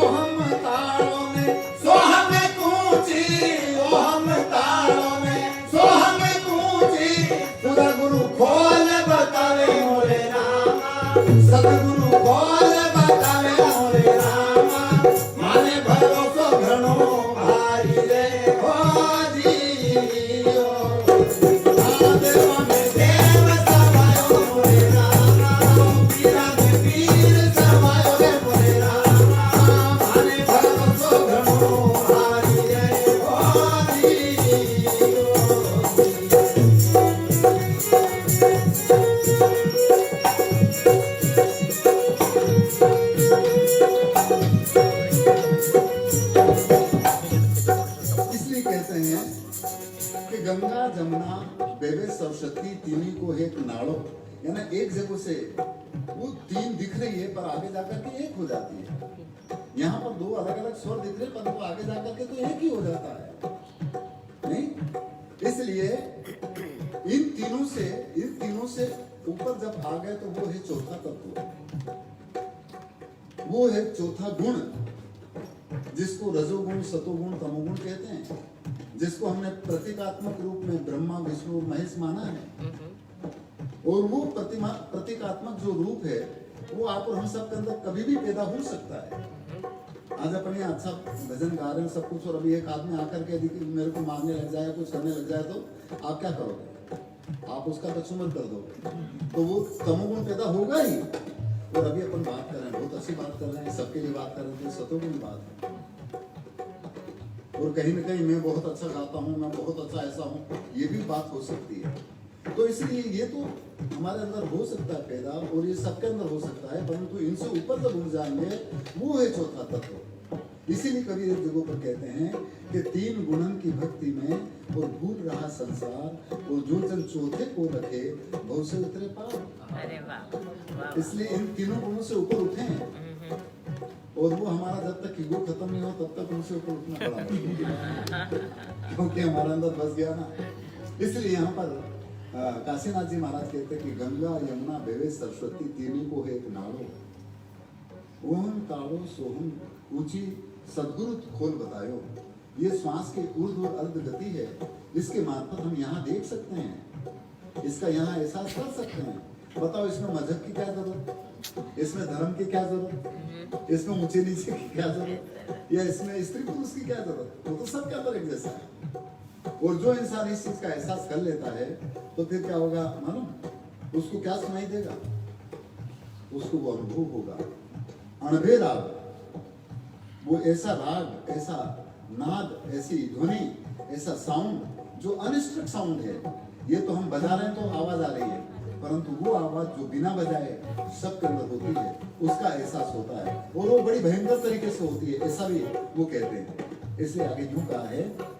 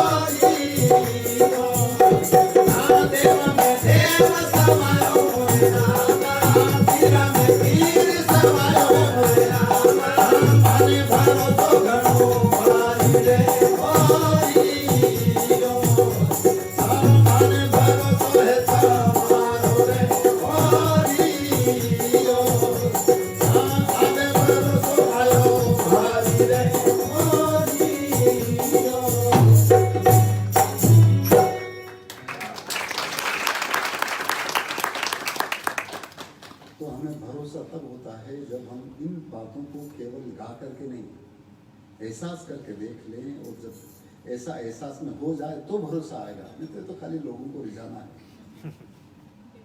इसीलिए कहा कि गावे बजावे लोक रिझावे, खबर नहीं अपने तन की, और माला मुद्रा तिलक साफा तीरथ भरत में दया की। माला पहनेंगे, बड़े बड़े तिलक लगा लेंगे, जटा बढ़ा लेंगे, अच्छा अलग तरह के कपड़े पहन लेंगे, ताकि आपको मालूम पड़े कि साधु है, बहुत बड़े जानकार। और अंदर से यदि ऐसे नहीं है तो क्या मतलब। ऐसा कबीर कहते हैं, वो कहते हैं कि माला मुद्रा तिलक छापा तीरथ भरत में रया अटकी, और गावे बजावे लोक रिझावे, हमारे जैसे खबर नहीं अपने तन की। जब तक इन चीज़ों को हम प्रैक्टिकली एहसास में ना लाएं, तब तक केवल लोगों को रिझाना है या अपनी वाहवाही करवाना है, और वो कुछ नहीं होना, उससे कुछ नहीं होना, वो फना होना है। हम चाहते हैं कि आप हम सब इन संतों की वाणी को सुन करके इसको प्रैक्टिकली थोड़ा सा एहसास करने का प्रयास करें बस। और यही बात इन संतों ने कही। और कैसे करें ये कहा, हर आदमी जैसा आपको बैठना है ऐसा बैठ करके देखो। हमारी श्वास जो चलती है तो उसको खाली यहाँ टिका। मेरा ज़्यादा ख्याल है कि इसमें बहुत सारे साथी लोग कभी विपस्सना गए होंगे, है ना। विपस्सना मैं भी गया था, मेरे को भी एक बार कहा गया तो मैं भी चला गया। और मैं इसलिए गया कि उनने जो सज्जन मुझे मिले थे बेंगलोर में, बेंगलोर के थे वो, पर मिले दूसरी जगह थे जहाँ पर राजीव गांधी को वो मार दिया गया था। उस जगह पर एक कार्यक्रम था चेन्नई के पास में। तो उन्होंने कहा कि प्रहलाद जी आपने बहुत अच्छे भजन गाए। इसी तरह से रात को कार्यक्रम था, तो उन्होंने कहा कि एक हम आपसे, आप बहुत नज़दीक हैं, वो यूँ कहने लगे। तो मैंने कहा कि किसके नज़दीक? तो बोले कि यार आपने जो रात को गाया तो मुझे लगा कि आप बहुत नज़दीक हैं, और मैं चाहता हूँ कि आप विपस्सना जाएँ। तो मैंने कहा कि ऊपर आप गए हैं? तो मैंने कहा मैं तो कभी नहीं गया। तो बोले नहीं आप ज़रूर जाइए, आप मेरे कहने से आप जाइए, आप यदि जाएंगे तो आप हज़ारों लाखों लोगों का बहुत फ़ायदा कर सकते हैं, उन्होंने ये कहा। तो मैंने कहा कि यदि हज़ारों लोगों का फ़ायदा मेरे जाने से होगा तो मैं ज़रूर जाऊँगा। अब मुझे मालूम नहीं था कि विपस्सना जाने के लिए वो ये हाँ रजिस्ट्रेशन करना पड़ता, वो लैपटॉप के ऊपर ना इंटरनेट पर ऐसा कुछ है, उनके सब जो सेंटर बने हुए, तो वो कंप्यूटर से पहले अपन वहाँ पर अपना दाखिला करवा लें जाते हैं। तो फिर हम चले गए उनके कहने से, उन्होंने ही कराया। बेंगलोर में रहकर के हम इंदौर में गए, क्योंकि इंदौर हमारे नज़दीक है। तो वहाँ जाने के बाद में मैंने देखा, 11 दिन के लिए गए थे हम भी गए, हमारी पत्नी भी गई थी, शांति जी, अजय की मम्मी।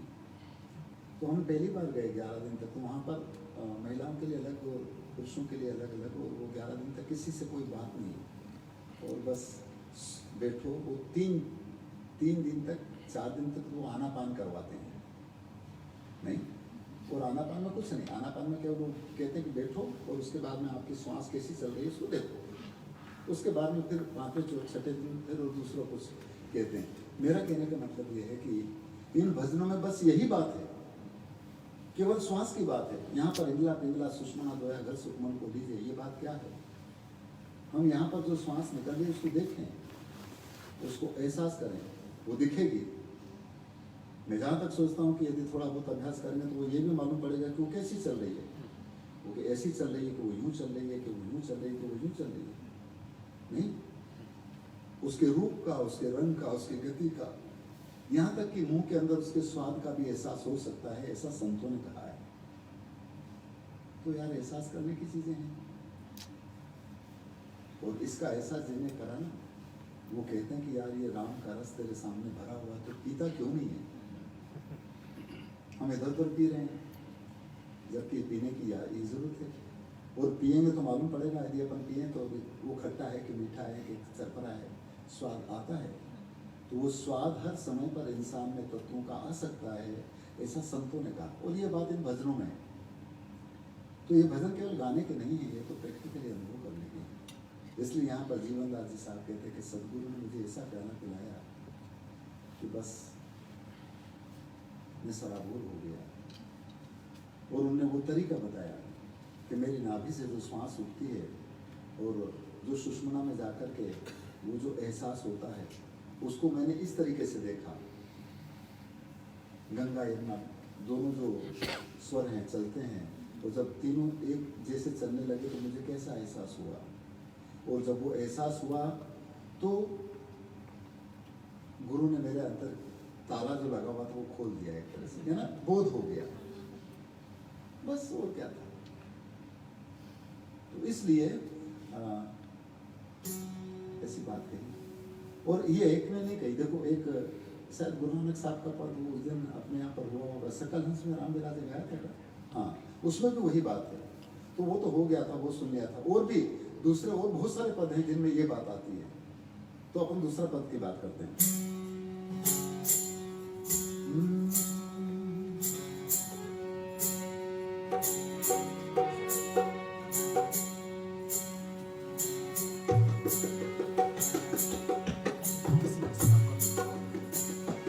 ऐसे गगन मंडल के बीच में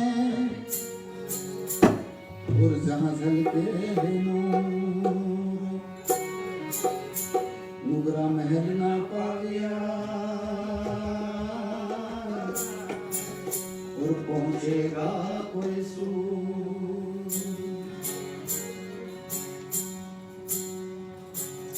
इसलिए गगन में आने की बात सब करते हैं। और कबीर का एक रेखता है, वो ये कहते हैं कि गगन के बीच में, इधर गगन के बीच में मैदान है। जैसे ऊपर अपन देखो तो क्या है, कुछ नहीं है, खाली है। तो जो बाहर की रचना है वो इधर भी है शायद। तो गगन के बीच में मैदान है, इन मैदान के बीच में है गली। सहस्त्र कमल, संतों ने कहा इधर है, सहस्त्र सार जिसको कहना चाहिए। तो सहस्त्र कमल के बीच में भंवर गुलजार है, कमल के बीच में श्वेत कली, इंगला पिंगला के बीच में सुषमना घाट है, सुषमना घाट के बीच में लगी नली, सुन्न सागर भरा सत्य के नाम का, ताहे के बीच में एक सुरता हली, अक्षय एक वृक्ष की डाली पर बड़ा एक हिंडोला प्रेम की झूली, अमीर सुए सोई पीवे एक नागिनी, नागिनी मार के बुंद रली, बुंद के बीच में एक ऐसा रूप है, रूप को देख के रहर चली, और बात दास पलटू कहे जब हो रहा आरूढ़, तो संत को समाधि भरी। पलटू दास जी कहते हैं। तो ये अमृत का झरण किस जैसे बात भजनों में आती है, तो ये झरण सबके अंदर है। एक भजन है, अमिया झरे साधु अमिया झरे, यानी भंवर गुफा में अमिया झरे। लोग कुंडली जागरण का जो बहुत सारे शिविर करते हैं या पता नहीं अनेक तरीके से, तो वो क्या है? कुंडलिनी जागरण का मतलब क्या? कुंडलिनी जागरण का मतलब मैं ये मानता हूँ और थोड़ा सा कि हमारे जो मूल चक्र है, उस मूल चक्र में कुछ इस तरह की हलचल होना चाहिए ताकि एक अंतर की राह शुरू हो सके, बस। और वो जब होगी तो एक एनर्जी पैदा होगी, एक ऊर्जा पैदा होगी, और वो भयंकर ऊर्जा भी हो सकती है। तो ये करके, और लोग आसन के जरिए से या और अनेक तरह के पता नहीं क्या क्या तौर तरीके होते हैं, मुझे तो बराबर पता नहीं है, परंतु अलग अलग तौर तरीके से इन चीज़ों को जागृत करने के लिए करते हैं। तो भजन में इसी तरह की बात आती है। तो संतों ने कहा, या इंगला पिंगला के बारे में जो संतों ने कहा, और यही गुरुमुक्ता है एक तरह से। तो इसलिए और जिनको ये भाग गया ना, तो उन्होंने कहा कि इसलिए मेरे गुरु बहुत महान है और मैं गुरु को मानता हूँ। और जो ऊपर कहा कि इसीलिए गुरु वो है कि जो इन भ्रमों से दूर करते हैं, हमारे कर्मों की रेखा को काटते हैं। तो शायद ये भजन याद हो गुरु सर का।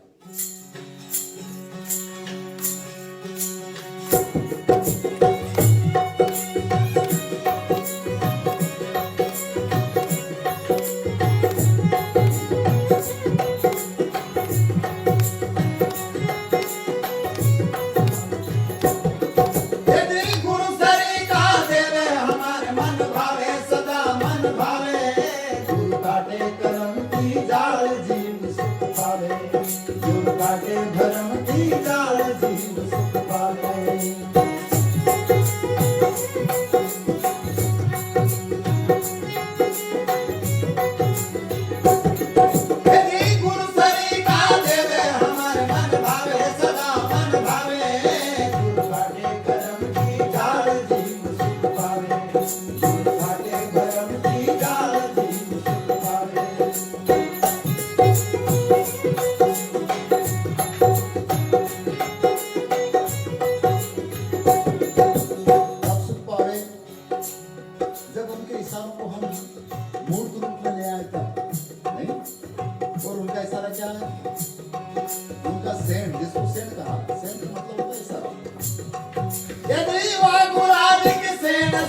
कर लावे समझ कर धावे भाई वो नर संत सुजान जीव युक्तावे हर वो नर चतुर सुजान मन में युक्तावे ए वागुरादिक सेन समझ कर लावे समझ कर धावे भाई वो नर संत सुजान जीव युक्तावे हाँ वो नर चतुर सुजान मन में युक्तावे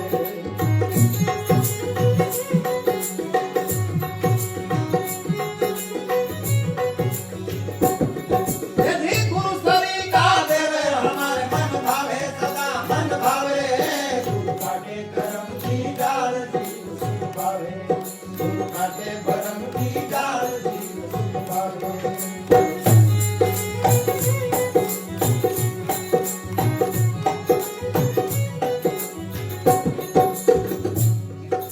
अब ये कैसे होगा? इसलिए वो वापस कहते हैं ए इंगला पिंगला नारी सुखमणा बोलावे सुखमणा बधावे भाई अरद उरद रा बीच मन ठहरावे महारा उरद रा बीच मन ठहरावे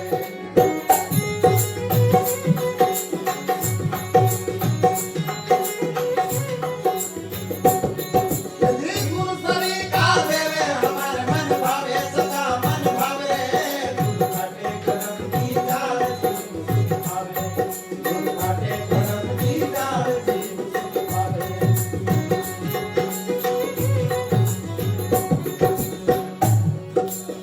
वो जो ऐसा करता है तो फिर उसे क्या दिखेगा मालूम? वो एक अखंडित रूप से हमारे अंतर में जो नाद चलती है उसका एहसास होगा। इसलिए वो कहते हैं कि इंगला पिंगला नारी सुखमणा को लावे और अर्ध उर्ध के बीच मन ठहरावे, यहाँ ठहरावे। और जिसने यहाँ मन को ठहरा लिया तो फिर क्या होगा? फिर वो एक जो सबके अंदर व्याप्त है उसका एहसास उसे अपने अंतर में होगा, जो चर और अचर में समान रूप से व्याप्त है ऐसा। इसलिए कहा है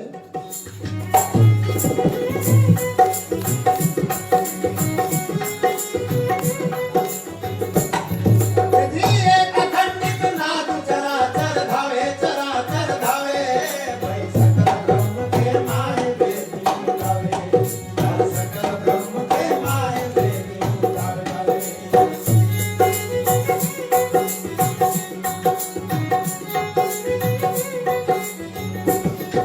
एक अखंडित नाद चराचर धावे भाई सकल ब्रह्म के माय वेद गावे हाँ सकल ब्रह्म के माय वेद गावे गावे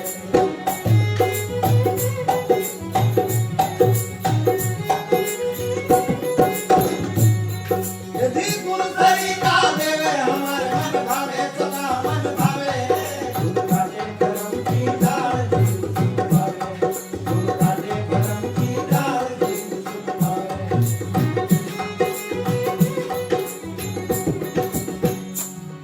यदि बोले ईश्वर दास भरम ने भगावे भाई शीतल चरणों के माय सदा सुख पावे हाँ शीतल चरणों के माय सदा सुख पावे शीतल चरणों के माय सदा सुख पावे हाँ शीतल चरणों के माय सदा सुख पावे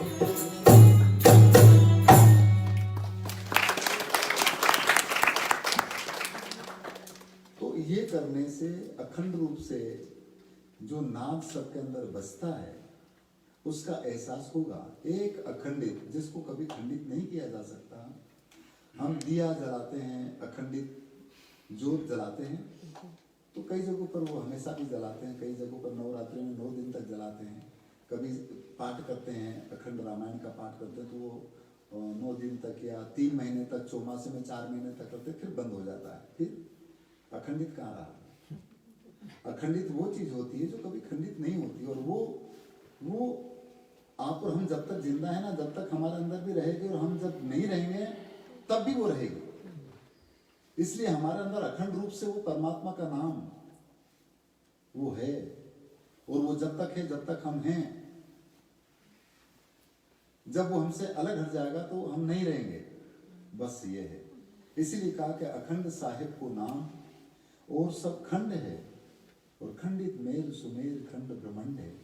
जो दृष्टि में आती है वो चीज निश्चित रूप से कभी न कभी खंडित होगी, परंतु आप और हम सबको चलाने वाला कभी खंडित नहीं होगा, क्योंकि वो न कभी जिंदा, न कभी जन्म लेता है, न कभी मरता है। परमात्मा वो है जो कभी न तो मरता है, न कभी जन्म लेता है। परमात्मा को हम जन्म और मरण के दायरे में नहीं बांध सकते, आप सब जानते हैं। पर उसके बावजूद भी जन्म और मरण के दायरे में जो आता है उसके नाम के आधार पर हम एक दूसरे से झगड़ा करना शुरू कर देते हैं। अब ये हमारी समझ है कि ना समझ है, इसका निर्णय खुद करिए। नहीं, इसलिए वो जो सबके अंदर मौजूद है,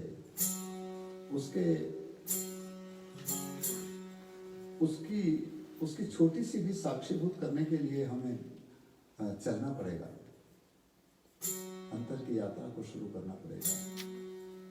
और ये नहीं कि हम ये सब काम छोड़ छाड़ करके कहीं जाकर के बैठ जाए, उसको करने की जरूरत नहीं है। ये सब करने की तो जरूरत है ही नहीं। उन्होंने कहा कि तो मेरा भजन किया नहीं जाता, भजन तो होता है, सुमरन किया नहीं जाता। यदि कोई कहे नहीं कि वो सुमरन कर रहे थे तो समझिए कि वो थोड़ी बहुत ठीक नहीं है। सुमरन तो होता है, खाली अपने को उससे जुड़ना है। सुमरन का मतलब होता है याद, और जिसको उसकी याद होती ना तो वो आबाद होगा। तो इसलिए कहा कि तू याद है तो आबाद है, और भूले तो बर्बाद है। तो इसलिए जो याद है वो तब होता है जब हमारे अंदर याद को हम पलट लें, और याद को पलटेंगे तो क्या होगा? दया। याद जो शब्द है उसको यदि इधर से पढ़े तो दया हो जाएगी, और जब दया हो जाएगी तो हम उसकी इबादत कर पाएंगे। और इसीलिए कबीर एक जगह पर कहते हैं कि दया भाव हृदय नहीं, जब तक हमारे हृदय में दया प्रेम सद्भाव ना हो तब तक क्या बड़े बड़े प्रवचन करना, क्या बड़े बड़े भजन गाना, या जमाने भर के इस तरह से लोगों को रिझाना, वो शायद उतना काबिल नहीं है। दया भाव हृदय नहीं, और ज्ञान कथे बेहद। बड़ी बड़ी बात करते हैं, बहुत नॉलेज शास्त्रों की, पुराणों की, और यदि ये नहीं है तो इसलिए कहते हैं कि वो सब बेकार है। दया भाव हृदय नहीं, ज्ञान कथे बेहद, और वो नर तो नरक में जाएंगे सुनी सुनी साखी और शब्द, चाहे कितने इसको पढ़ लो लिख लो। पर वो तो ये क्या, हमें केवल उसकी याद रखना है, दया रखना है। और जब उसकी याद और दया ना हो तो समझिएगा कि जिस तरह से शमशान के अंदर कोई भी जाएगा वो जलाने का ही काम करेगा। नहीं, अरे जा घट प्रेम न संचरे, और सो घट जान मसान। जैसे खाल लोहार की, और श्वास रेत बिन प्राण।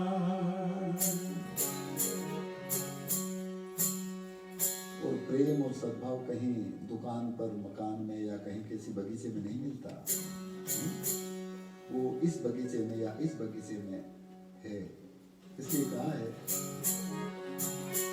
तो प्रेम न बाड़ी उपजे, प्रेम न बाड़ी उपजे, प्रेम न हाट बिका। बिना प्रेम का मानवा, और बढ़िया जब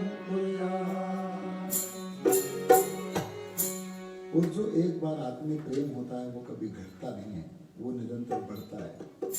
और आसक्तिमय जितना भी प्रेम है वो घटता है। कैसा?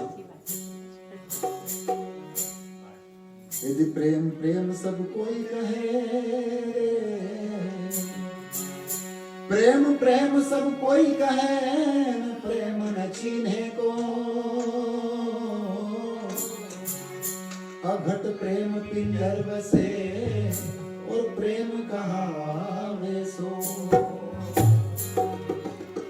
हमारे अंतर में नहीं घटने वाला प्रेम जो है इस पिंजर में रहे, वो है प्रेम। और वो है आत्मीय प्रेम।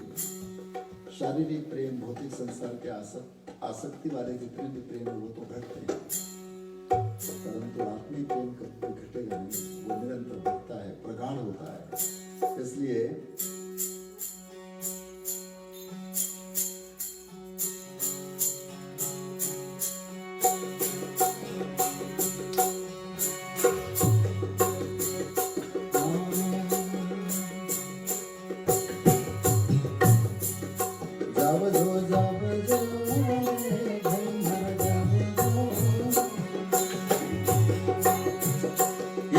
समंदर पार मोती लाला मोरे साधो अड़बिल्या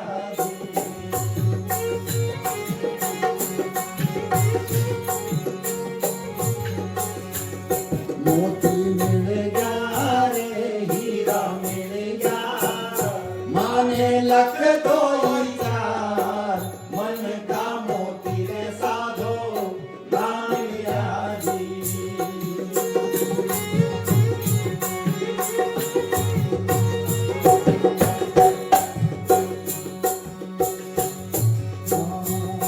उड़ गई रे भाई मारा उड़ गई हीरा बन की चिड़िया आनंद मंदर वासा दिल की यादी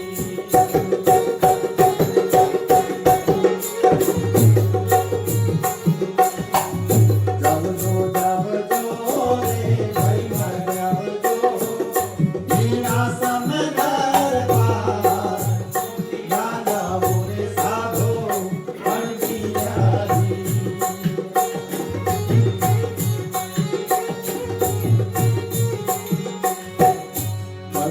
पड़ गई रे भाई माँ पड़ गई थारा माए लागा गोली छूटा से गाठन ना छूटेगी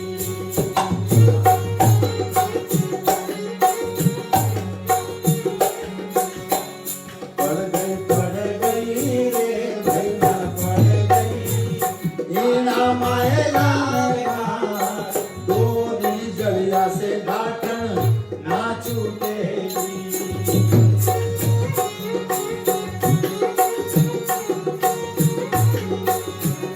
जब जो रे भाई मर जब जो हीरा समंदर पार मोती लाला मोरे साधो अड़बिल्या जी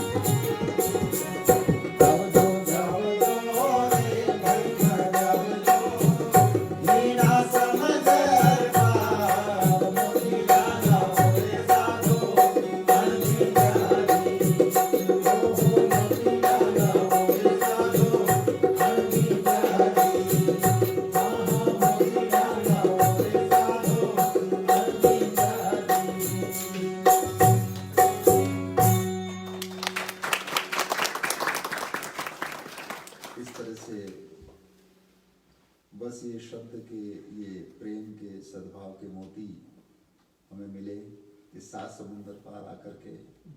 इसलिए कहा कि अब मिल लो लंबी भुजा बसा, पता नहीं अब बिछड़ेंगे कब मिलेंगे, शरीर के रूप में कब मिलेंगे, परंतु आत्मीय रूप से तो बिछड़ना है ही नहीं। जब हम याद करेंगे आप हमारे पास होंगे, जब आप याद करोगे तो हम आपके पास होंगे। तो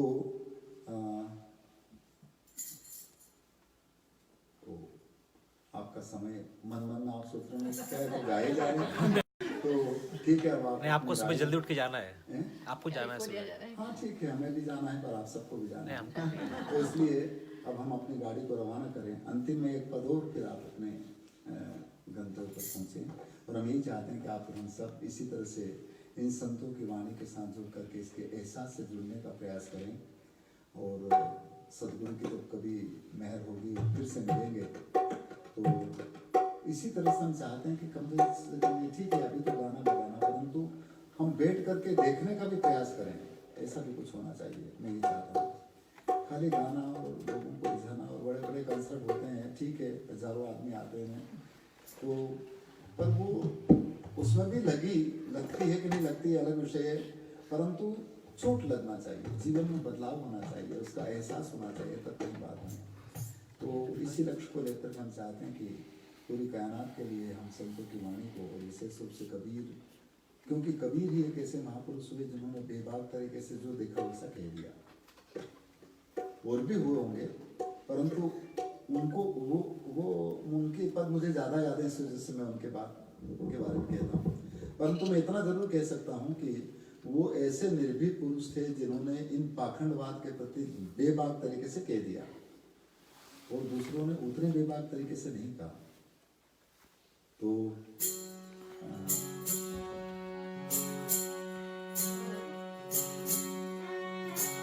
हम चाहते हैं कि इसी तरह से आप और हम सब इस प्रेम और सद्भाव के राम के रस का प्याला पीते रहें, और वो प्याला हर इंसान पी सकता है क्योंकि उसके सामने वो सरोवर भरा हुआ है।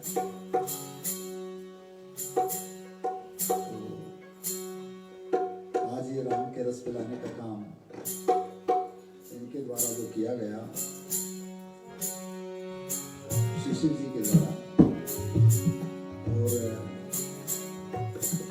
बहन यशस्वी जी उनके द्वारा आप सबसे मिलने का जो हमें अवसर मिला, आपके दर्शन में, ये हमारी खुशकिस्मती है। तो इसलिए अंतिम में हम यही चाहते हैं कि ऐसे राम के रस के प्याले को आप हम सब हमेशा पीते रहें, ताकि हमारी क्षुधा हमारी प्यास मिट जाए।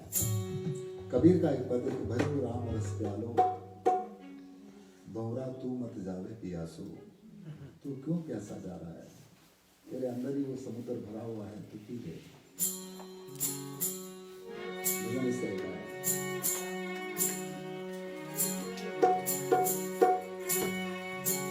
यहाँ राम नाम की लूट है, और लूट सके तो लूट, अंत काल पछताएगा जब प्राण जाएगा छूट। और जिस राम के बारे में संतों ने कहा, वो रग रग में बोले राम जी, रे और रोम रोम निरंकार, से जे ही धुन होते और सोई सुमरण सार। ऐसे सुमरण करने की जरूरत है। कैसा? ऐज सुमरण के सुधियों करो न जो गागर पढ़ियार, वहां ले डोले सूरत में और कहे कबीर विचार।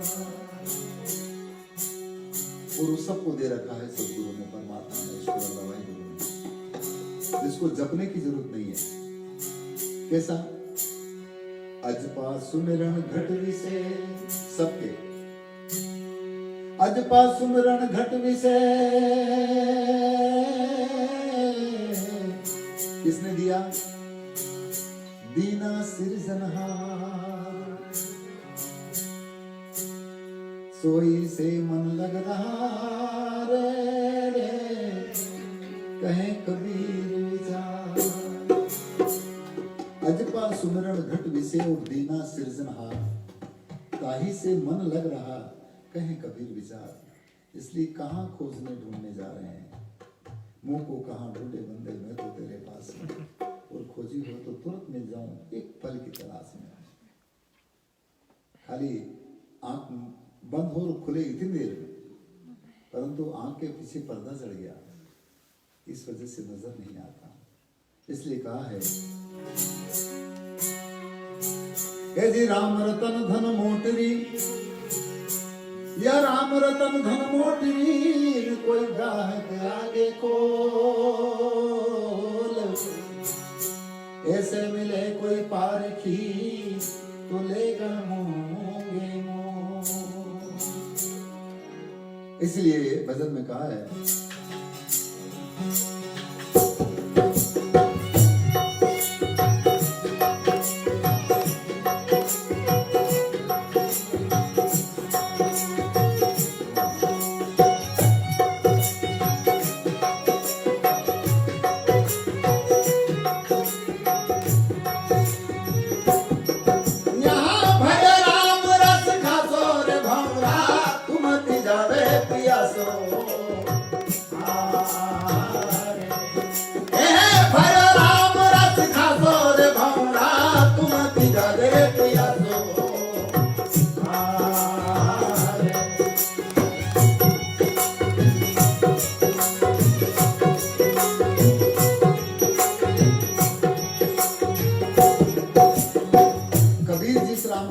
करते हैं, वो कहता है वो मोल नहीं मिलता, वो निःशुल्क है। कहां पर? अरे यो राम रस मोल न बिके, बेरे बारह मासो। हे जी यो राम रस मोल न बिके, बेरे बारह मासो।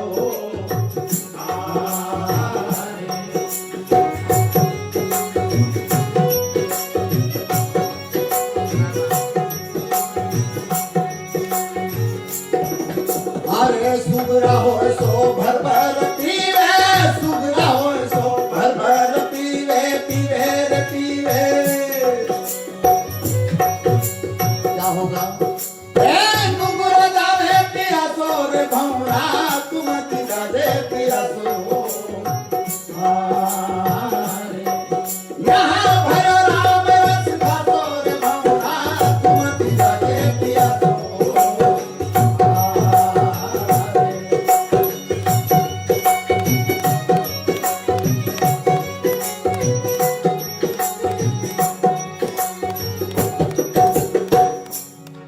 परमात्मा ने ये राम का रस सबको निःशुल्क दिया, और इसकी कीमत हम जान नहीं पा रहे। मुझे इसका एहसास कब हुआ मालूम? एक घटना घटी। हमारे गांव में एक आदमी बीमार हो गया, हम मक्सी ले गए, हमारे गांव के पास मक्सी है, तो वहां ले गए तो डॉक्टर का सर इसको जल्दी इंदौर ले गए। इंदौर ले गए तो वहां उन्होंने क्या करा, उसको पता नहीं सांस की गड़बड़ थी, तो उन्होंने ऑक्सीजन की बोतल चलाई और कुछ इंजेक्शन लगा दिया, और 1 घंटे के बाद में शायद वो बिल्कुल ऐसा हो गया, एकदम ठीक।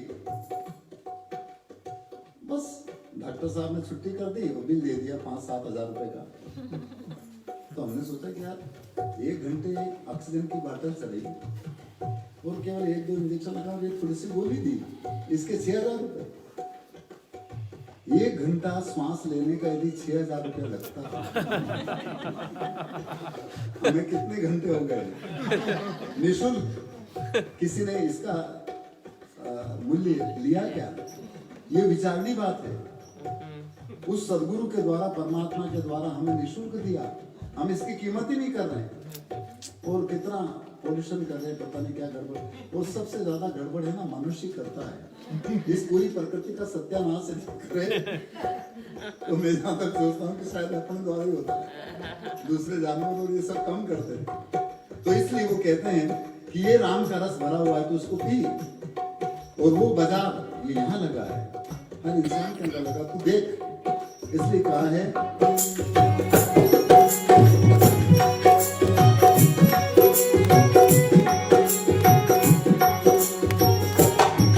अरे लागी बजरिया तू सोदार कर ले, पावरती हो जाए मासो।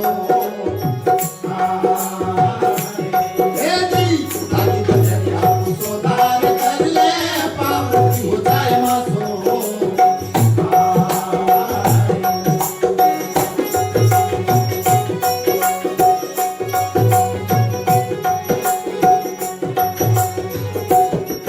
अरे सोदागिर ने सोदार करिया, सोदागिर ने सोदार करिया। ए मुलक फिरे उदासो रे भौरा, तुम जावे पियासो। यहाँ भयो राम रस खासो रे भौरा, तुम जावे पियासो।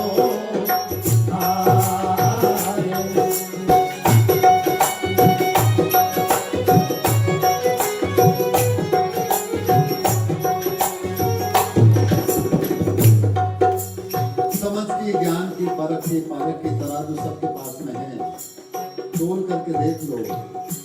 एक रत्ती भर भी कम ज्यादा नहीं है सब में, हैं? हाँ, अरे इस तकड़ी में फेर नहीं कोई संत होइने देखो। हाँ जी, इस तकड़ी में फेर नहीं हो कोई संत होइने देखो देखो।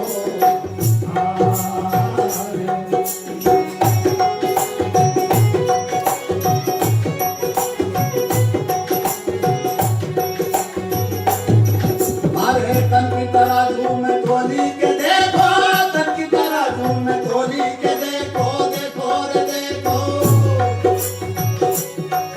ए पाँव घटे ना मासो रे भौरा, तुम दिशा दे पियासो।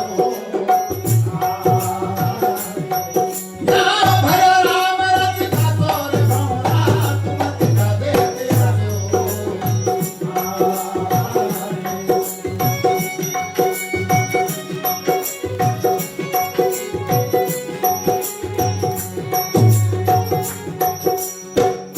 इसलिए अंतिम में सदगुरु कबीर कहते हैं कि वो राम रस सबके सामने भरा हुआ है। वो जो चतुर है वो उसको चखता है। चखने की बात करते हैं, चखने का मतलब ही कि इसमें स्वाद है। इसलिए कहा है अरे राम रतन धन सामेर भरिया, चतुर होइने चाखो। हाँ जी, राम रतन धन सामेर भरिया, चतुर होइने चाखो चाखो।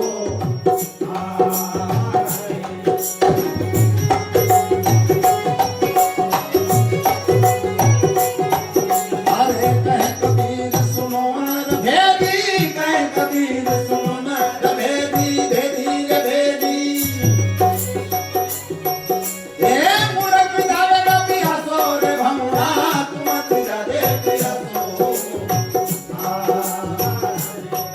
ए मूरख फिरे उदासो रे भौरा, तुम जावे पियासो।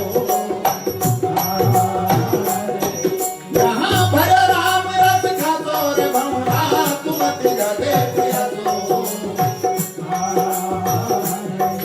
ओहो तुम जावे पियासो। ओहो तुम जावे पियासो।